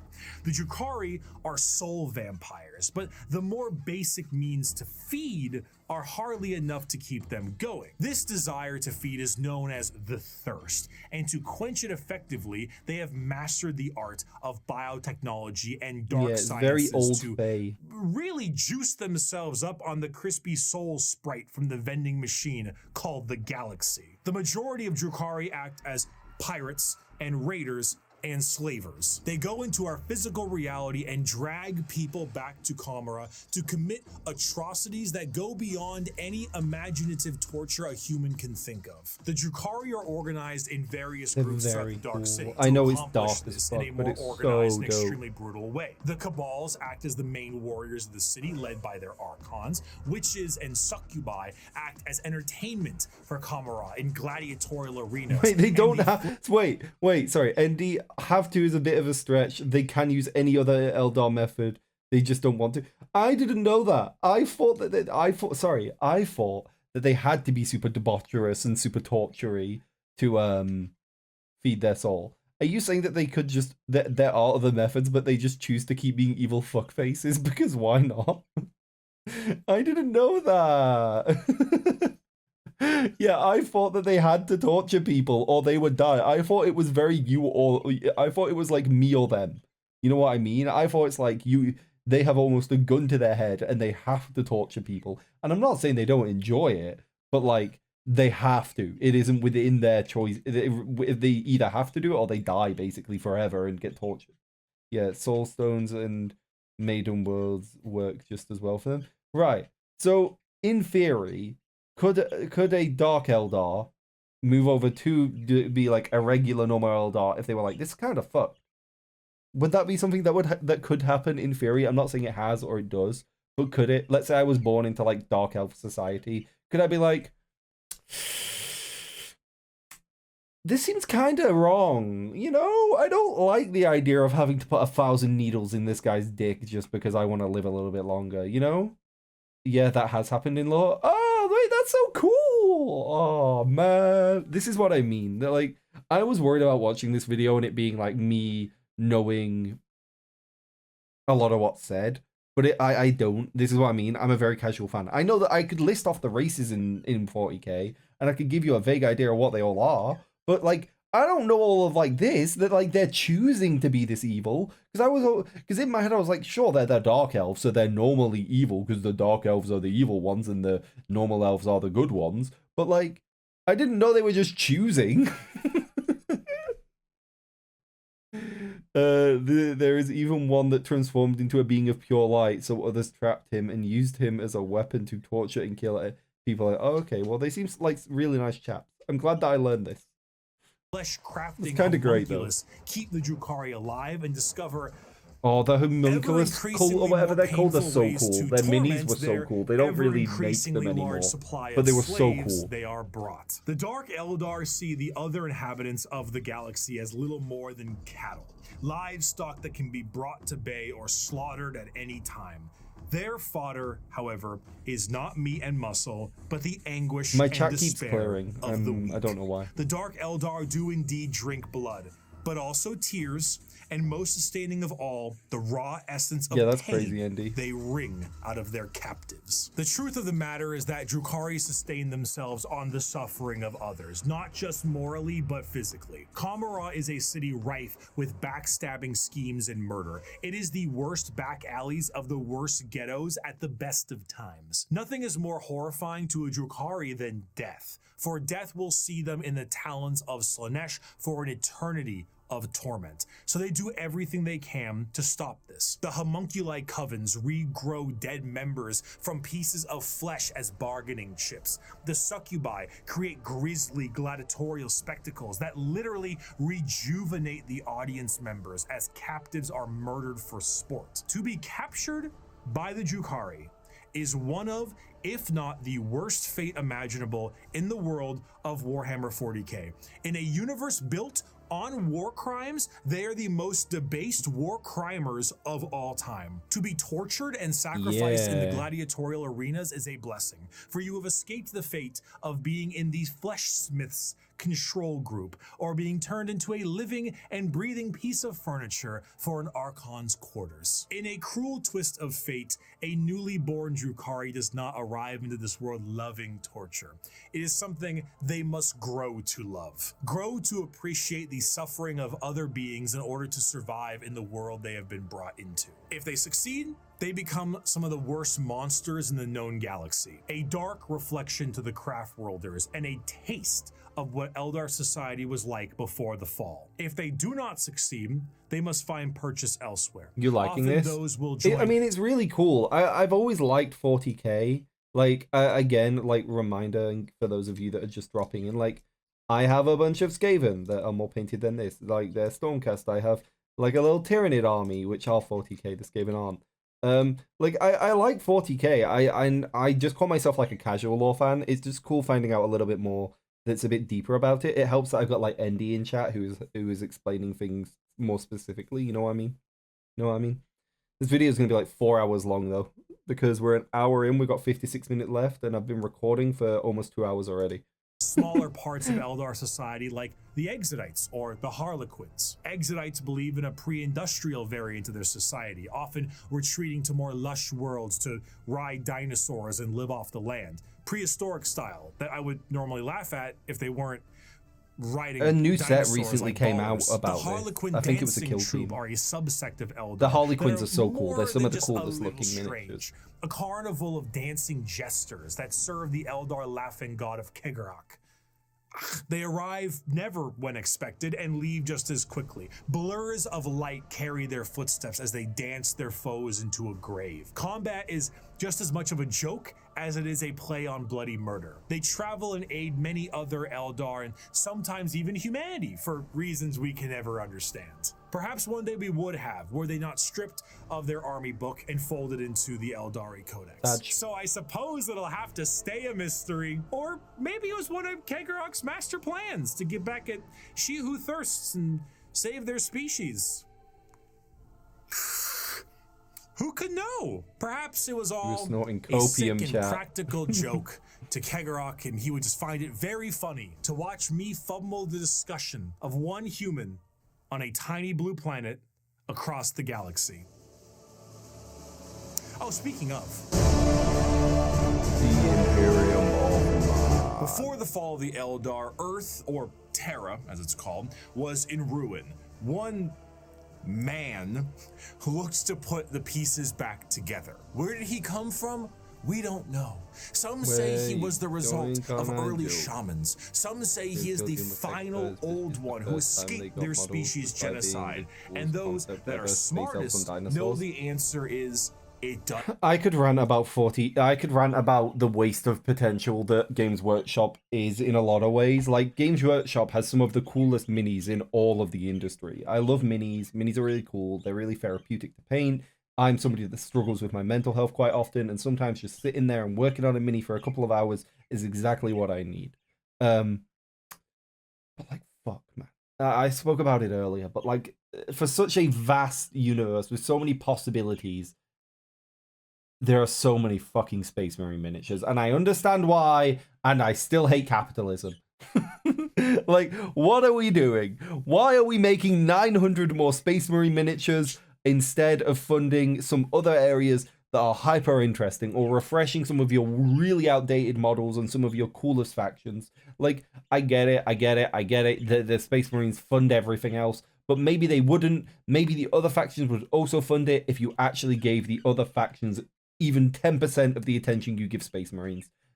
Like, you can disagree with me or you can agree with me, but that's my opinion. I don't actually know how controversial of opinion it is. I just know that, like, as much as I think Space Marines are cool, I will always be irked by them because they are daddy's favorite and therefore get so much biased treatment that it isn't even that they don't deserve. It's just that, like, the other factions deserve it just as much. The Space Marines are really cool, but so are the Eldari, and so are the Leagues of Votan, and so are the Tyranids, and so are the Adeptus Mechanicus, and everything else. And the Adeptus Sororitas are really cool. Like, we've got warrior women, monk, like, nuns. Like, why are we putting like 900 Space Marine minis out every 3 years?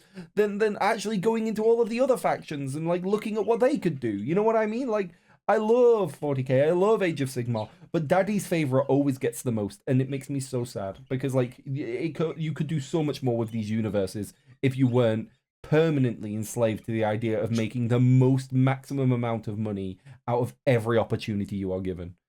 I don't know. I could rant about it for hours. Don't get me started. Doesn't matter. He revealed himself as the Emperor of Mankind, and he was tasked with the most monumental upheaval of humanity possible. The Eldari's warp fluctuations had turned the golden age of humanity into old night. Interstellar travel cut off? Check. An AI uprising? Check. Brand new psychers popping up and not knowing how to handle their powers? Oh, check. Demonic incursions? Check. Thousands of years this occurred, and now the Emperor Look how big of his neck Mankind is. showed himself to put His the neck pieces lines up back with his together. armor. Unifying Terra under his rule, the Emperor founded the Imperium of Man and ruled it with an iron fist. He was the supreme leader and nothing could stand against him. He wished to remove mankind from the yoke of its former failures, and he knew he would be the best leader they could have because he was right. Wasn't he actually a AI pretty good banned, religion like leader? banned. You did as the Emperor told you, or his Thunder Warriors would put you in Like- your like, place. That place authoritarian, often being but a like, wasn't he grave. technically Now, quite Terra good? Like, was like, thriving, wasn't like but life humanity actually needed better? to Yeah. reclaim its long-lost brethren scattered across the stars. But to do so, he needed those that could build him a fleet truly meant for the reconquering of the galaxy. And so he turned his attention to the red planet of Mars. Adeptus Mechanicus. Mars and Terra were close allies long before the Unification Wars. Mars was the first world terraformed by humanity and became what would ultimately be the first hive world, an epicenter for industry and technology. The Age of Strife did not treat God, the I'm red so planet excited kindly, for Total however. War 40K. Mars was cut off from Terra during this time, and the warp storms that ravaged the planet turned it into an absolute nuclear hellscape. Those who were on the surface were turned into your run-of-the-mill mutant if they even survived the bombings they inflicted on themselves, but others were lucky enough to escape beneath the red sands in powerful fallout shelters. These became their generational habitats, but this resulted in extreme reliance on technology and those who could use it. They And the began to view worship the of technology it, you keeping them could say. alive less as a technological advancement and more of a divine intervention, with those skilled in it as priests. The Martians began to worship the power of the Chat, machine. little known fact about me, my education is as an electrical engineer. There is a world where I'm a tech priest. I could have been a tech priest, chat. That's what I was educated to be. That's what my diploma and stuff is in.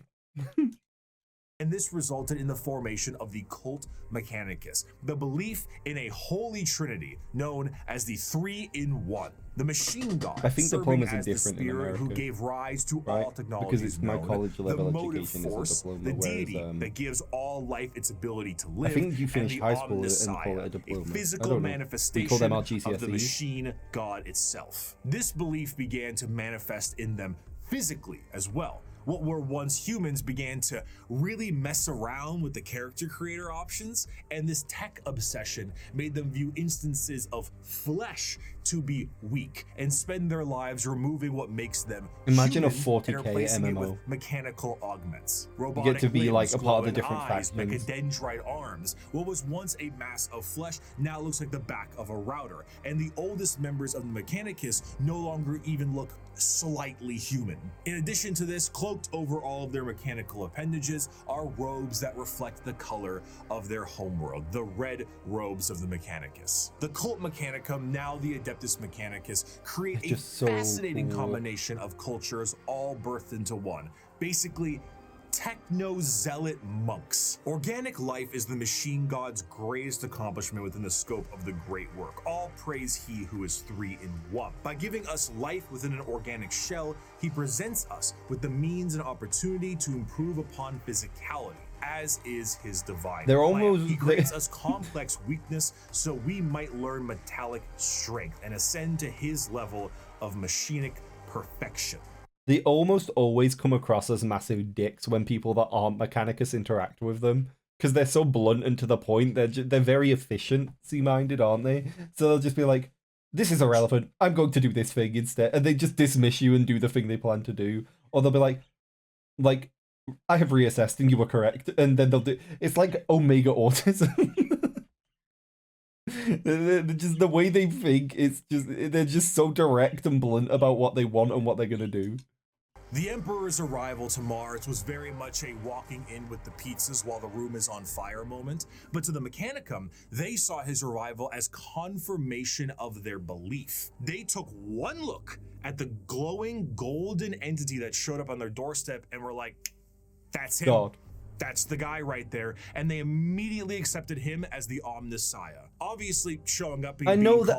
I mean, yeah, but like almost everyone is a massive dick in this universe, Andy. I just mean specifically these guys come across as bigger dicks because of how blunt they are, and it's funny because like most other races come across as dicks because they're xenophobic or they're elitist, or like, and the Mechanicus obviously are xenophobic and obviously are elite, but it's just the way they deliver things as well just makes them dick. Jesus, shortly after wiping out all instances of non-machine Jesus a little bit beforehand, is an instance of capital H heresy, but the Emperor saw the bigger picture. Were they strange with how they rubbed unguents on themselves, burned incense, and prayed to machines for them to work?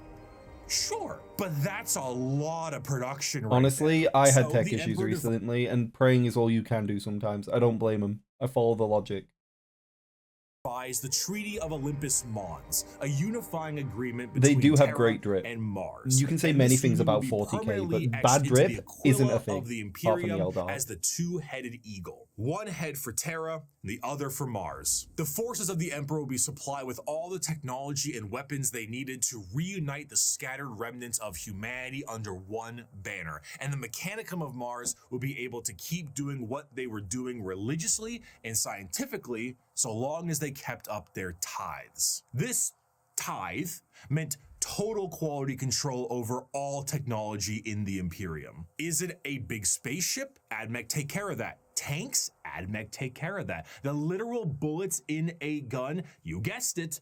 But unlike the factories of today, the forge worlds of Mars and the creations of the Mechanicum are a bit of a different experience altogether. Instead of a factory on a random given world, the entirety of the planet's surface is dedicated to manufacturing. But that's a little tricky, isn't it?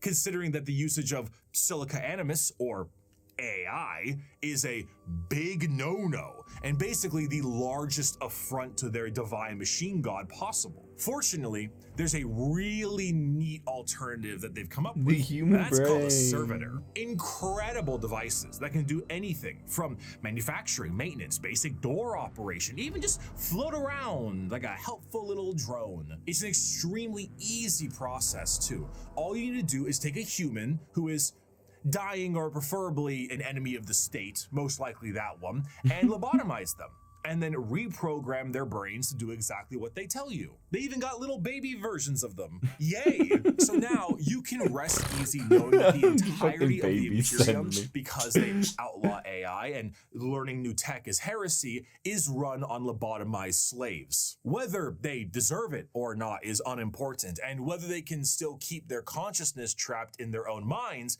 is another thing entirely.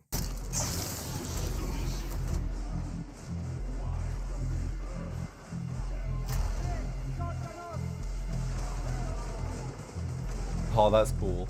Dark as fuck, but really cool. An excerpt from the servitor creation factories. Naked human beings were standing in a switch-packed line between high fences. The manufactorum produced servitors, but it was more akin to an abattoir than a workshop. Every surface was easily cleanable.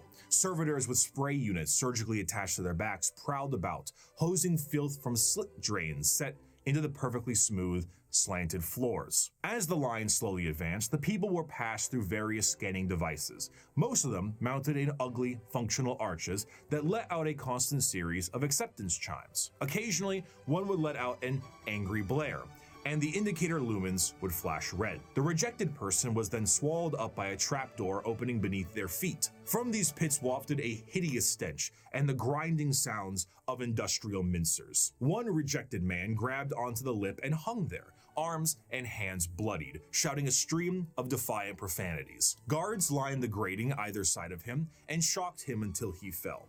The adepts wouldn't even waste bullets on these people. The trapdoor flipped up, and the next terrified person was ushered forward. Violent metal arms snatched them up and spread-eagled them in the air, and a servitor shearer shaved them all over. At another, they were subjected to a high-pressure counter-septic wash whose chemical stink made me choke from 100 feet away. More scanners, more rejects winnowed out. Machines forcibly dressed them in a heavy rubberized garment common to all monotask servitors. These were saggy on them, all one size, until another process force-shrank them to fit their bodies where metal cuffs, sockets, and collars bit into vulnerable flesh. The last few prayers gave way to screams at that point, and even the most stoic shouted in pain.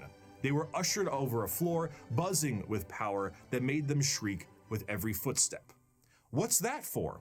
I asked. "Follicular inhibitor, to stop their hair from growing," he said. Freaking sweet, Lois! As for their scientific pursuits, the Mechanicum believe in the preservation of knowledge above all and the quest to expand it. However, as opposed to just innovating and inventing on their own with their vast technological know-how, they believe that it is a form of tech heresy. You see, because of their religious viewpoints on technology itself, they believe that the instruction booklet itself is just as holy as the Lego set it builds, and to innovate on that without the proper written knowledge is to go against the divine word of the machine god itself. All knowledge is already in the universe, you simply need to rediscovering it and attempting to invent something to improve upon divinity is very heretical. Prior to the Age of Strife, humanity was able to populate the stars with devices known as standard template constructs, or STCs. These devices were, as far as we know, supercomputers with the ability to pull up and detail how to create literally anything a startup colony would need. Essentially, they were devices with the entirety of human technological know-how so that you could make a home away from home. The Mechanicum will not make anything without an STC. Quite literally nothing, because this is the knowledge they seek, and that knowledge is divine.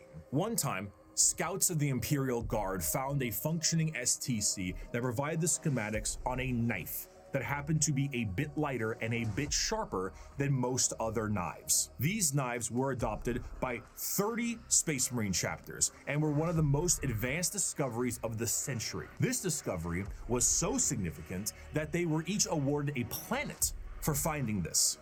A planet for a machine that taught them how to make knives. Due to their religious organization, you can probably guess the Mechanicum are organized in a feudal structure with the highest individuals in power being a part of the priesthood. Cream of the crop being the fabricator general of Mars itself, who serves as a high lord of Terra, but also oversees the entirety of the Mechanicum below. Below them are tech priests that oversee the cult for the quest of knowledge and other more straightforward theocracy. Forge worlds tend to operate slightly more independently, what can cause some power struggles within the Mechanicum, because, you know, despite them all being weird robots, they love being given praise. And despite being the manufacturing engine of the Imperium, they do actually have their own military forces. They have the Skitarii Private Army and all their various 1920s Martian-style mechanisms like Doom Crawlers, Castellan robots, and of course, the Titan Legions. because nothing is cooler than a robot that towers over buildings. Ultimately, their very dogmatic view on technology as a whole has resulted in any innovation becoming absent, thus causing the Imperium to stagnate as a whole. The lack of ambition to create anything new and the wholesale murder of anyone who even tries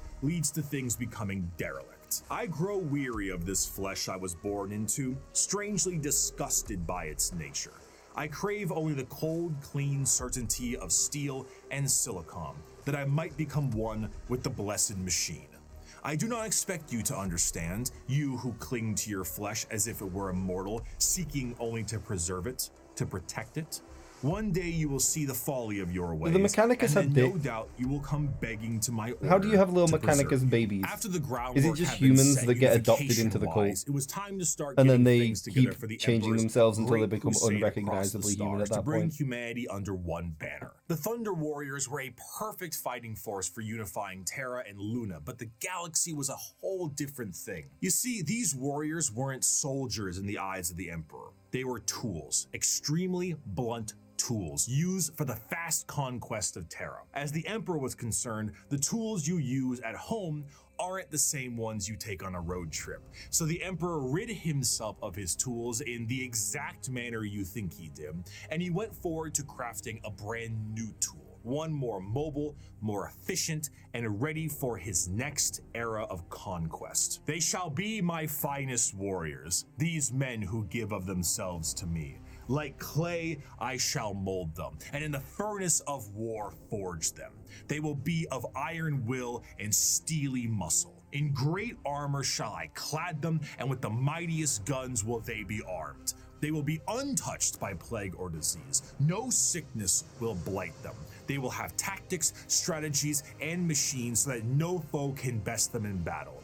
They will be my bulwark against the terror. They are the defenders of humanity.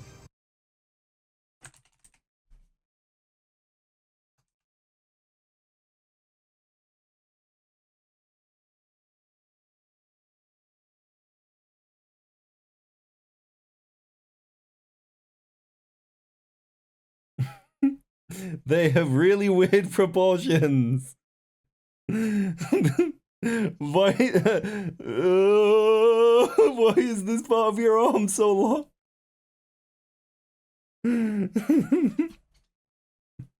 Space Marines are funny. The video has 40 minutes left. Space Marines. These are the main characters. No fear. The vastness of the Milky Way galaxy meant that the Emperor needed assistance bringing everyone back to the fold. And who better to do this than himself? But since the technology to be in many places at once does not exist anymore, the Emperor decided that it was time to become a dad, the same way Geppetto did, and with far less care. It is not my son, Archon. None of them are. They are warlords, generals, tools bred to serve a purpose, just as legions were bred to serve a purpose. What a dad. The Primarch Project was started to create charismatic and unique leaders in the Imperial military. The diversity of these eventual leaders meant that each one could be specialized for certain circumstances across the galaxy. Depending on the type of conflict, one leader might be better than the other. So instead of forcing one leader to acclimate to a situation directly, it would be better to send a specialized leader and force to handle it. In order to do this, the Emperor used his genetic know-how and maybe a little bit of that forbidden stuff to create these genetically perfect gene fathers that had the ability to serve as his analog directly, and also serve as the leaders of the respective Space Marine legions. All 18, that's right, all 19 of his sons were meant to be directly molded by the Emperor himself, despite their genetic differences. And they go as follows in order: Lionel Johnson, Fulgrim, Percherabo, Jagatai Khan, Lehman Russ, Rogel Dorn, Conrad Kurz, Sanguinius, Ferris Manus, Angron, Robute Gilliman, Mortarion, Magnus the Red, Horus Lupercal, Lorgar Aurelian, Vulcan, Corvus Corax, and Alfarius and Omegon. His sons, finalized and crafted to be the warriors he needed them to be, were complete. But he may have decided to do a bit of dabbling with things he shouldn't have, and paid a price. Before the Primarchs were ready to go, an intervention by the gods of chaos prevented his plan from being completed as intended. Though the sources vary, the ultimate result of the Chaos God intervention was that all of the Emperor's tools were scattered throughout the galaxy at unknown places and times. Each one of his sons ended up in a completely different world, and instead of being able to directly influence their upbringing, these children were instead forced to experience the unique nature of their respective homeworlds. Some had a great time and lived in general luxury. Others, not so much. Despite his closest advisor, Malkador the Sigilite, saying, "All right, Chief, let's try this one again," the Emperor sensed each of his sons were still very much alive, and one of the primary objectives of the Great Crusade shifted to reclaiming each of his sons so they could take command of their specific Space Marine legions and carry out his will. These original Space Marine legions that were created alongside their Primarchs go in order: the Dark Angels, Emperor's Children, Iron Warriors, White Scars, Space Wolves, Imperial Fists, Night Lords, Blood Angels, Iron Hands, World Eaters, Ultramarines, Death Guard, Thousand Sons, Luna Wolves, eventually Sons of Horus, the Word Bearers, Salamanders, Raven Guard, and the Alpha Legion. Space Marines, unlike their gene fathers, the Primarchs, are not made in a vat. There is a process to recruit. Chat, I'm gonna pee myself. I'll be right back. I was trying to hold it. I'm sorry. Boy, you're under my feet. I'm back. Update, I did not pee myself. From humanity itself, which seems a bit strange considering how massive a Space Marine is compared to a normal man, but don't forget, the Emperor is really good with genetics. Less good with anesthetic, however. These prospects are recruited across humanity from various reasons and methods, and are generally killed during that process. But sometimes they aren't, and they are able to go through more and more of the actual training to assess certain traits that are important and relevant to being a Space Marine. Most of the time, the common factor is a pure, unrelenting willingness to kill the enemies of the Imperium. After going through psychological screening, the prospect, now called a neophyte, goes under the knife to become a Space Marine.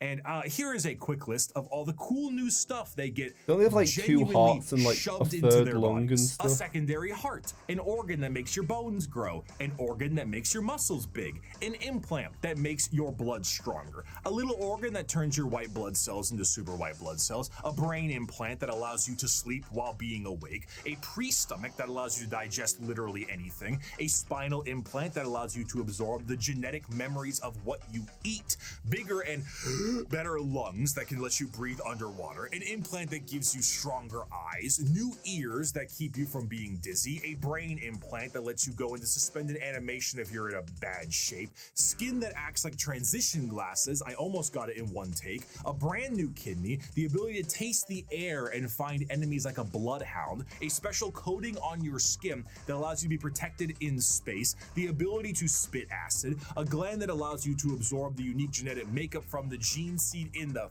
first place, and a straight up carapace that allows the Space Marine to interface with their power armor. Don't some also have stuff Quite like often, spitting these are poison put and inside stuff? of you at dubious levels of mental alertness and dubious levels of anesthetic. After a more generalized indoctrination into the faith of the Imperium and a bit more training and other important manners, they can finally be welcomed as a fully fledged Space Marine. A Space Marine is quite literally a walking tank that is armed to the teeth. 2 of the more iconic weapons held by a Space Marine are their bolt gun, which fires explosive shells the size of soda cans, and a chain sword, which is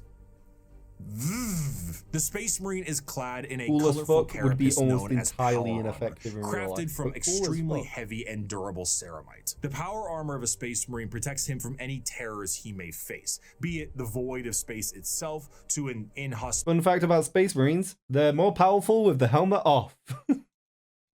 atmosphere. This armor, combined almost biologically with an already massive physique, makes the Space Marine an almost unstoppable fighting force. And hell, if the armor doesn't protect them enough, they can always become a walking coffin like the dreadnoughts of the chapters are. What truly adds to Dreadnoughts it all, are however, low-key cute. is the sheer difference in some of They're them. little While a cuties. Space Marine in its own right is an indoctrinated freight train on legs, how they act can be quite different from chapter to chapter. The gene seed of a Primarch is not just helping them become big and strong, but allows them to gain certain traits from their forefathers. Everything from how they think to even slightly adjusting their physical appearance once it's been implanted, the gene seed can be the personality of an entire Space Marine. Take the Salamanders, for example. Salamanders have a predisposition to fire as a whole, and tend to be extremely large due to the size of their Primarch, Vulcan, and his enormous stature. Whereas someone like Sanguinius, Primarch of the Blood Angels, share more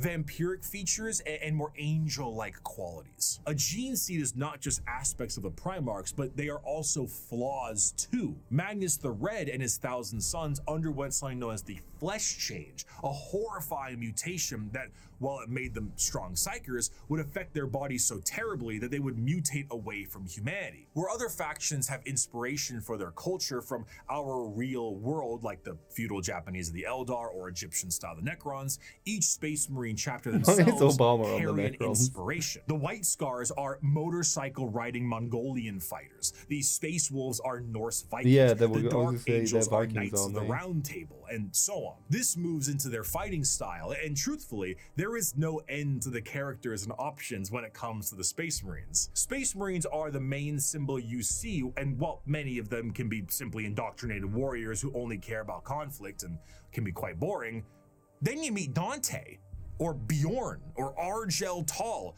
or Karn, or Lucius, or Erebus. And then you discover the wealth of these characters and tools of war you can have. For 1100 years, I have fought and I have seen the darkness in our galaxy. I have seen the vileness of the alien and the heresy of the mutant. I have witnessed the sin of possession, and I have seen all the evil that the galaxy harbors, and I have slain all whose presence defiles the Emperor. I have seen what you will see. I have fought what you must fight, and I have slain what you must slay. So fear not and be proud, for we are the sons of Sanguinius, the protectors of mankind. We are indeed the angels of death. Despite being the poster children for Warhammer 40k as a whole, the presence of a Space Marine is a rare sight for the countless trillions of humans across the galaxy. Seeing one of these monstrosities is like seeing something akin to an angel sent by the Emperor himself. These angels of death are but you're the also essential probably fighting force to fucked, bring right? Because humanity why is a back Space Marine under there? the unified banner of the Imperium. Yet ultimately, the Space Marines are individuals torn from their families and conscripted to genetic modification and lifelong service for the dying Imperium. And though they are held in an almost holy light, most believe they are above and beyond the people they are designed to serve. Once designed as the protectors of humanity, they seldom view humanity as something worth saving, to the extent that it is a tiny, minute rarity, though not unheard of, for a Space Marine to put a normal citizen above them in any way. For most Space Marines and even their Primarchs, they are only here to do a job. They are there to kill the enemies of humanity, and I would be remiss if I didn't add at least one more of my favorite quotes to the tail end of this section. "The time for speeches is done," said Rogel Dorn. "The first great test is here. My order to you all is simple, yet heed it well, and exert yourselves to see it done. They are coming. Kill them all." While the Space Marines are the spearhead of the Imperium's Great Crusade and also a major player in its warfare, there is a significant amount of importance that must be taken on their transport. What sci-fi universe would be complete without its navy? When you think of the navy or ships on the open sea, you think of something that is sleek, something mobile, and something pretty big. For perspective, the longest self-propelled ship in history was the TTC-Wise Giant, an oil tanker that was about 458 meters long or over about 1,500 feet. This right here is child's play in the world of 40k ships. A ship that is considered to be an escort vessel in the Imperium is about 3 times the size of a Sea-Wise Giant, and the size of the ships only go up from there. Your most common ships are the cruisers. The light cruiser tends to average at about 2 kilometers long, it's or quite just over common a in mile length, sci-fi where though the to have Dictator ships class be like cruisers beyond can be over 3 kilometers or sizes 2 that are miles in reasonable. length. The largest ships are your battleships, and they are tremendous. We're talking 5-mile long, half a mile high monstrosities that look like gigantic Gothic cathedrals and filled to the brim with weaponry. And not only are they filled with weapons, but they are also 40K has drip. jam-packed with crewmen. Battleships tend to, on average, carry a crew between several thousand to several million, and they need every single one of those members because we don't have advanced technology for other things to pilot themselves or control themselves in a meaningful way because there's no AI. A lot of this stuff has to be done manually. Even the reloading of those giant batteries is a form of manual labor. And of course, generally speaking, gliding through the stars is a very slow way to do things. And let's be honest, there can't be a science fiction setting without some form of hyperspace travel. This form of travel in 40K is less like going to Plaid in Spaceballs and more like going into Davy Jones' zipper dimension in SpongeBob. Oh, Yeah, now what? I warp suppose you're travel is gonna show me- Oh, gee, that's very nice. Oh, what is this? Some kind of magic act?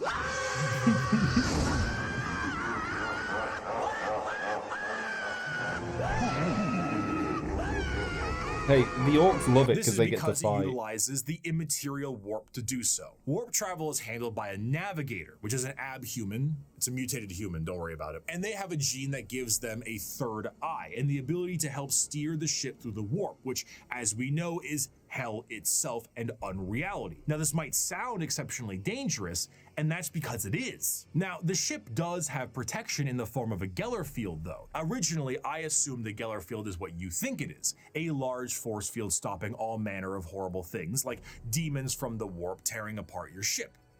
How wrong I was, though. So space travel through the warp basically involves riding on the Sea of Souls. Hell is real and you can surf on it. So you allow the current to carry you and the navigator to direct. But how can a current of souls and unreality carry you when it doesn't obey the laws of physics, time, or, again, reality? What a Geller field is not a force field, but a comatose imperial psyker dreaming of reality. It is not a bubble. It is a force of reality being projected by mutant sleeping beauty to counteract the unreality of the warp that you can then surf on. trying to balance This, the scale. of course, is not a foolproof method of travel, and Geller fields can and do collapse fairly regularly. Being subjected to the warp itself without this Geller field is a terrifying prospect. In the best case scenario, your ship will be torn to shreds, but there are countless instances of ships being thrown out of the warp randomly throughout time itself. You leave for a 2-day mission and you come back 90 years in the past. Maybe you feel like you're lost in the warp for a century and it's only been 45 minutes. And that is only if the waves of souls don't rip your ship apart or have demons arrive on it to do unspeakable things to the crew. The Imperial Navy is an astronomically powerful force for the Imperium because the sheer volume of ships and guns on those ships create firepower that can sunder planets. This is all juxtaposed with the sheer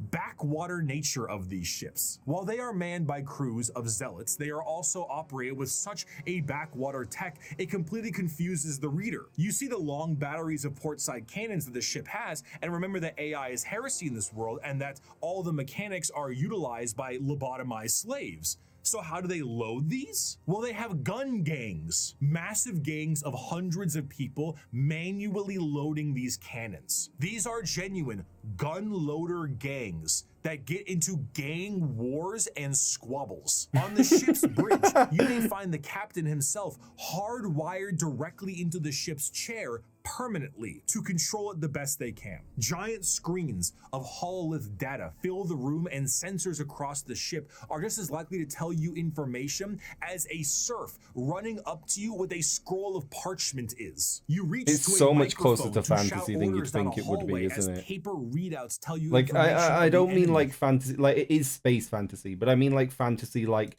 it's so much closer to like what you'd expect to hear from like a medieval story that is fantasy. And holy sigils and candlelit incense burners gleam your next move. While the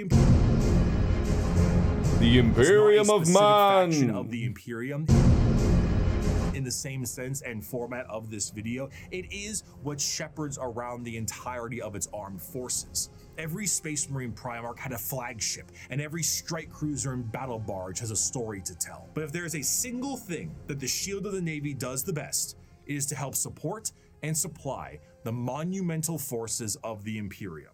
the hammer of the Emperor himself, the uncountable men and women of the Imperial Guard. I don't care if these things have adapted to resist our las guns. If we can't kill them with our rifles, then we'll kill them with heavy bolters. And if we can't kill them with heavy weapons, we'll use grenades. And if grenades don't work, then we'll fight them with our swords and our knives and our bare hands. We'll drown them in They our have bare blood. hands? That's what it means to be a soldier of the Imperial Sorry. Guard. Now follow me. Charge! There is no better symbol of the might of the Imperium itself than the Astra Militarum, or as it is commonly known, the Imperial Guard. Though the Space Marines take the glory and stand as the visual representation of the Imperium, their numbers are dramatically thin and specialized in comparison. To reclaim 1,000,000 worlds, you need a countless number of troops willing to fight and die for your cause. The Imperial Guard represents the Imperial truth made manifest. Every year, the worlds of the Imperium pay a tithe in the form of soldiers to fight the good fight of the Emperor, and this number is impossible to pin down. Even saying billions would be a dramatic understatement. The sheer volume of soldiers serves as the fundamental backbone of the Imperium.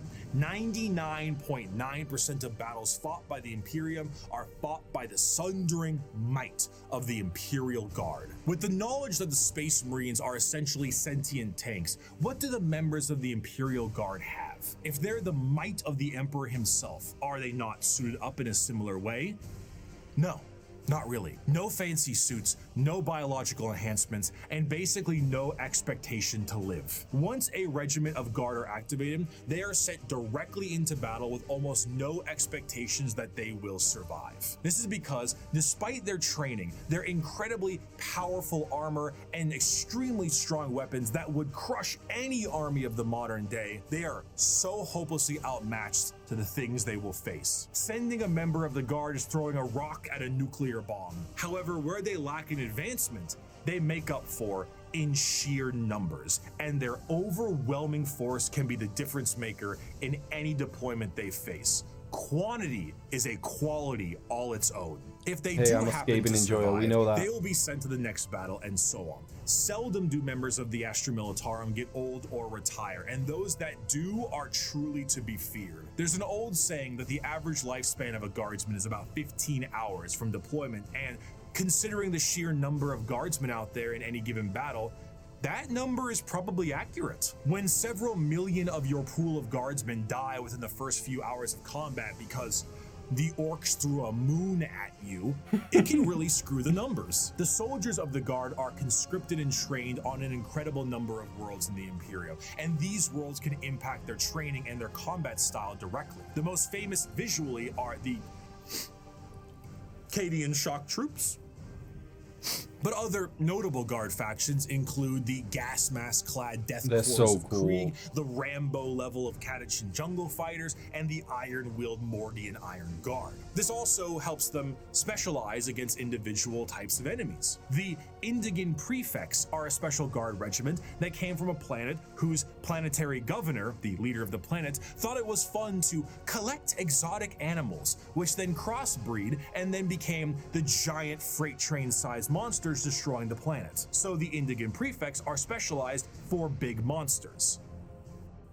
Hello, Tyranids. One particularly interesting officer in the Guard is the enforcement officer known as the Commissar, and they are one of the more visually striking members of a regiment. These are specialized Imperial officers and act as morale officers. But instead of singing songs to the troops and providing hot meals, the Commissars are there to make sure that the members of the regiment continue to fight to the bitter end. If a soldier does not meet the standards of the Commissar, the solution is simple.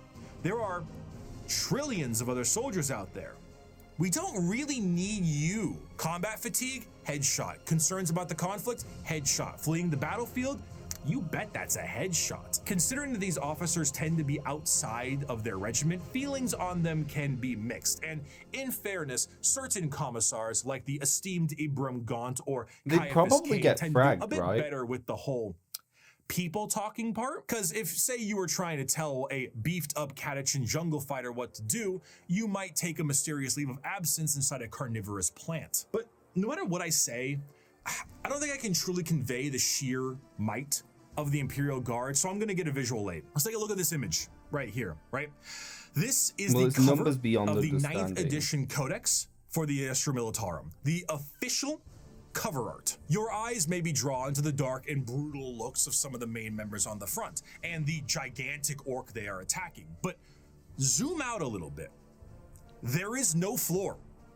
There is only people, and behind those people are tanks, and behind those tanks are flying artillery shells. There are 2 enormous transport ships in the sky, and their ramps are down, and on their ramps are more people. The Imperium is described as having 1,000,000 worlds. 1,000,000 worlds, and each one of them gives soldiers to the Imperial Guard for the tithe. On a given battlefield, in a given fight, foot soldiers number in the millions, tanks in the tens of thousands, and you have enough artillery to turn the night sky day. You have walkers and APCs and aircraft and horse cavalry and tanks the size of apartment buildings. You have drop troops and spec ops and rattling snipers and gigantic ogres that can't count to 4, but they can turn you into 4 pieces, and it just doesn't end. Ogrins are so Humanity cute. I love is a Ogrins. horde army, but instead of a horde of bugs or rampaging orcs, it's a living wall of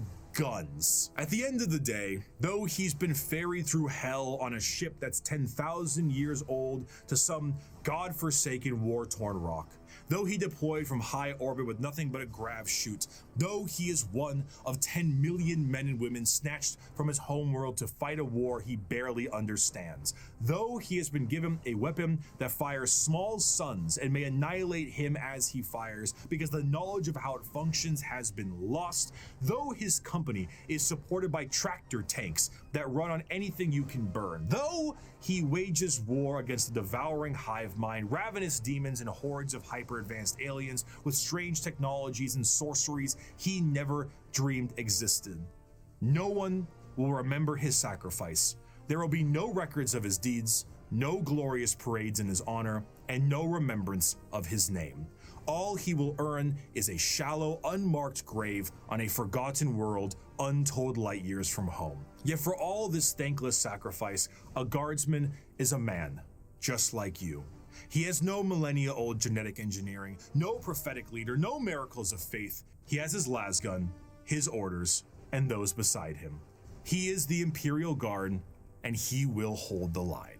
In the end, the Astra Militarum, despite fighting for the honor of the Imperium, are their own form of a massive horde army where individuality does not matter. They are merely numbers to the Imperium, and the vast majority of the conflicts they are sent to are attrition-based battles that gain virtually no ground while countless millions die. Yet this makes them the most human. For the Imperial Guard contains normal people, people who are happy and sad, people who laugh and love, and in there are stories, because there is strength in facing the horrors of the universe head on with nothing but a rifle in your hands and a prayer on your lips. Armed with an They are innumerable very amount of cool when Imperial you think soldiers about and how they Space Marines, operate. the Navy begins its great crusade into the stars to rescue the stranded Primarchs and reunite them to their legions. But the biggest question needed to be asked was, what would they find? The age of strife lasted for thousands of years. If a civilization was still alive out there in the galaxy, what would they be like? The technological advancements of humanity prior to and during the Dark Age technology was unfathomable. It allowed them to spread through the galaxy with ease and allowed them to settle once inhospitable planets. These branches of humanity were provided with the vast knowledge of human creations and were given gigantic machines to make arduous labor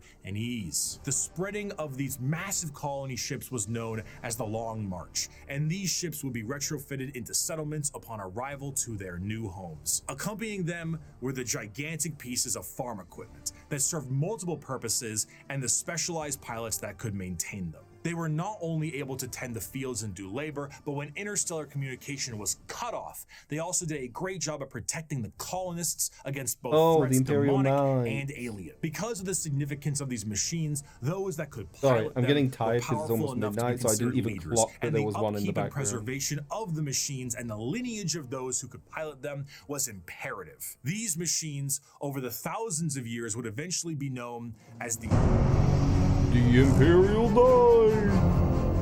He must be humble of heart, strong of arm, be savage in war, loyal to hearth, and follow deeds of glory. He must keep honor with all, banish cowardice from his doings, and bring his house no shame. He must serve the emperor and defend the imperium, thus should a knight rule himself. The Age of Strife caused these colonized worlds to be cut off from the Imperium, and the reversion of these worlds resulted in the reverence for this farm equipment turned feudal, and the leadership that controlled the devices became viewed as a noble hierarchy. During the Age of Strife, exploratory fleets from Mars found plenty of these worlds, and it seemed the majority of them reverted to a similar state. Like King Arthur seeing Merlin himself, these feudal worlds welcomed the tech priests of Mars with open arms. The mutual relationship between the Admech and the nobility was beneficial. The Admech were able to secure more worlds for mining resources and potentially long-lost STC information, and the noble houses were provided with technological know-how and modifications from the Admech themselves. The suits became more and more specialized, and their history as mere pieces of equipment were lost to time. What was once a tractor became a killdozer, and the Imperial Knights were born. Unlike other military aspects in the Imperium, the nobility of the Knight houses remains just that, a nobility focus. Hot take. I don't think the Knights are that cool. Can I be real? I'm not a big mech guy. I don't care about big robots. Like I think I like what's the robot in Apex Legends? I think he's kind of fun. But like I'm not a big robot guy. I never have been. I know that's weird because I'm a nerd and I was like studying electrical engineering and stuff before I gave up with being an electrical engineer. So like you might think I'm into all that. No, really, no. Never really cared for them. Never been like a mecha guy or whatever the like whatever the type of thing Penny Parker's based off in Marvel Rivals and all this. That's never been an area that I've been super into. So like I do like knights, like medieval knights, but I like them because they look really cool, and these guys don't look like them, so I have no real care for them. The Imperial Knights have never been like an army I was like, oh, that's cool. I also, to be fair, based off of the armies, I like the Skaven, the Nids.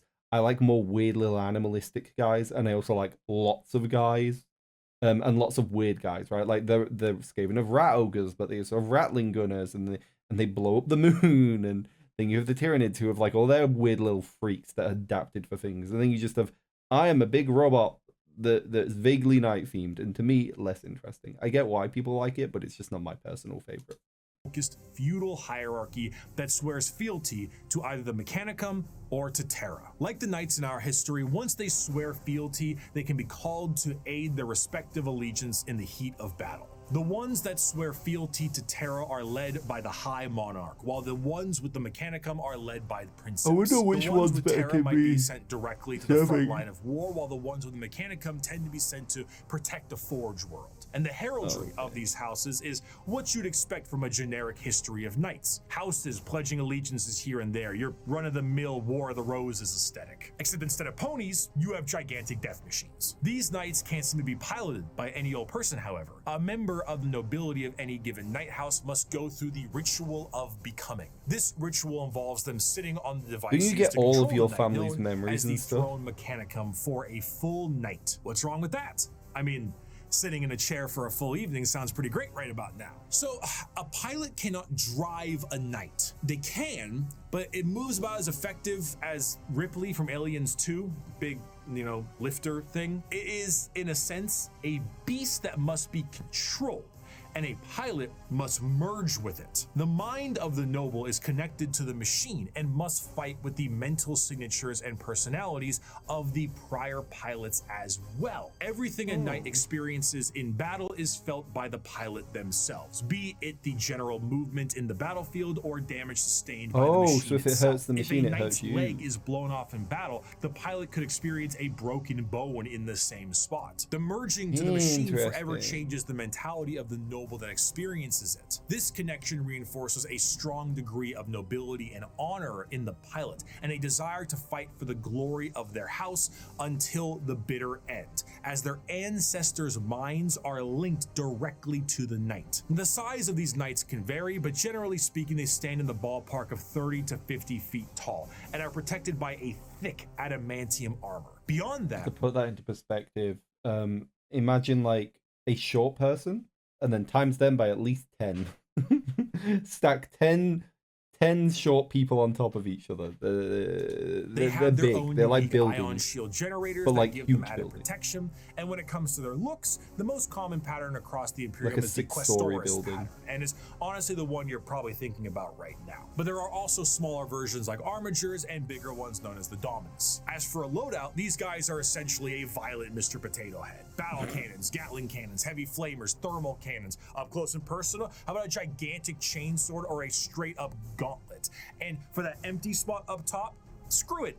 More autocannons, maybe add some missiles. Whatever you can do to make it as over the top as possible, you gotta do it. I mean, that's A squire 40k in serves general. a knight serves a lord serves a baron, and a baron serves a monarch. So who does the monarch serve? He serves every subject, from the rudest serf to the members of the court. Chivalric fealty, when ideally practiced, is not a pyramid, but a circle. Ironically, on the surface, night worlds themselves are one of the least grim dark settings in the galaxy. Reverting to an ancient time with knights and peasants is almost an escapism from the techno hell of the modern Imperium. But this, of course, doesn't make it great for everyone. It sounds fun on paper to play a game of knights, but it's not so fun when you're the peasant of that world. For the knights themselves, the knights give their entire lives to the throne mechanic, I don't fancy and their shitting reality myself is to death not because their I didn't own, get as they a have to good hear the feudal water. voices of thousands of generations of their ancestors controlling their actions and their lives for as long as they live. It's a strange dichotomy. When it comes to Warhammer, most to all jobs tend to be terrible. However, if there was one that could be considered enjoyable, it would be the pilot of a knight, or a princeps of their larger cousins. While it does contain an egregious amount of hardship to be a knight pilot, you do enjoy a wealth of privilege. A knight pilot is often an asshole who can back it up. The rich noble that, despite his braggadocious behavior, is still very much him, and he will continue to be him. But knights are not the only thing that the Imperium found lost in the stars during their Great Crusade. Due to the circumstances of the Age of Strife, humans were changing and adapting to their new homes they were now isolated. Ooh, what are we going to talk Some about of next? these humans evolved over thousands of years to adapt to these areas, and they were known as abhumans. Many abhumans found their way into the the fucking Imperial Guard or Vulcan, other not lesser Vulcan. positions in the No, what are they Imperium called? if they were not wiped out immediately for being Vul- too different from their human counterparts. But their abilities and appearance vary from planet to planet, and one particular group of abhumans Votan, the Leagues of made quite a Votan. name for themselves in the center of the galaxy. Aren't they like just traders almost? The origins of what will be known as the Kin start at some point during the Dark Age technology, where their ancestors left a planet Space that is Dwarf. very much Terra and went to the galactic core to mine it of its resources. They brought along with them everything that they would need for a long-term stay, most important of which were the incredible AI-based supercomputers. Be it guidance, technical or philosophical, schematics, or the ability to upload the memories of a deceased explorer to gather information from them, these computers became an essential part of their everyday life, especially considering that the galactic core is one of the most inhospitable places in the galaxy. It is an exceptionally star-dense location, full of abnormalities, black holes, I and see how they- sentient okay. hostile nebula. Whatever that last part means, it is not a safe and easy place to make a living, and this only got worse thanks to the warp storms during the Age of Strife. In order to adapt to this area, these travelers perfected a genetic makeup that made their future clones to be more adept to the area. These future clones Mods, would be can we shorter snooze and ads for more the rest of the robust stream, than please? their When they ancestors, pop up. and the need to procreate would be unnecessary because why risk messing up a good employee when you can just make a new one? These would be known as the squats, and they would all die, except for when they didn't. And now they are known by a different name. Most void-faring races have at least one cautionary tale. We're just coming to the end of Factions Re-Explained Part 1. We have like literally 5 minutes left. Tale of foolish explorers vanishing amidst its blazing stellar nurseries and strange anomalies.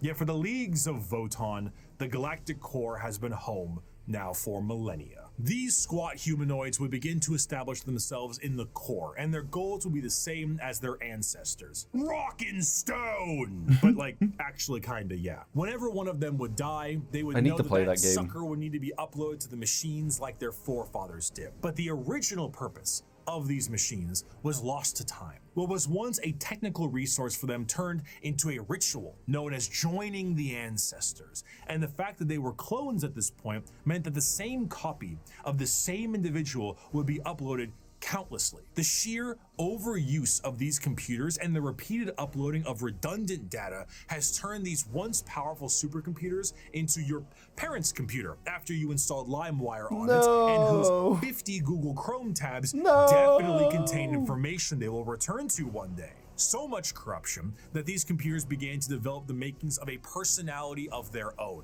These will be known as the Voton, and the kin, this dwarf-like abhuman of humanity, would revere them. The Voton still operate to this day, but the volume of corruption I didn't know that. I thought they were the outside Voton. of their I very thought the basic dwarfy people were functions the Voton. highly unpredictable. They may not answer a question for centuries at a time, and if they do provide an answer or data, it has become so corrupted and so incongruent that it takes a literal kin wizard to comprehend it. The kin, much like the dwarves of fantasy, exists nowadays as a mercantile species that constantly work to mine and manufacture. However, their capitalistic desires are dangerous. The biggest crimes a kin can face are— Did you see?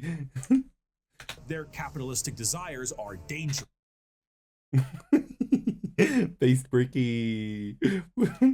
Everything bad in the world is caused by capitalism. Are being lazy, unproductive, and breaking a contract. Stellar conflicts have broken out over hundreds of years due to the breaking of a deal. So if you signed a contract with a kin, you best stick to it. Because of this, the kin have been known to interact with other species in a fairly common manner. This includes humanity, who have met various members of the kin multiple times but constantly considered them to be all a different species. Famously, the Imperium noted that the kin they referred to as the Squats were their own species and were wiped out by the Tyranids. Little did they know, they were still around. The kin are acutely aware of two things. The first is that the humans of the Imperium are deeply terrified of technology, so the sheer existence of the Voton is a secret as well as the truth. Oh, I didn't know this extends this. also to the Iron Kin, sentient robots that are treated in the same esteem of flesh and blood kin, because kin is kin. The second thing they are aware of is where they're from.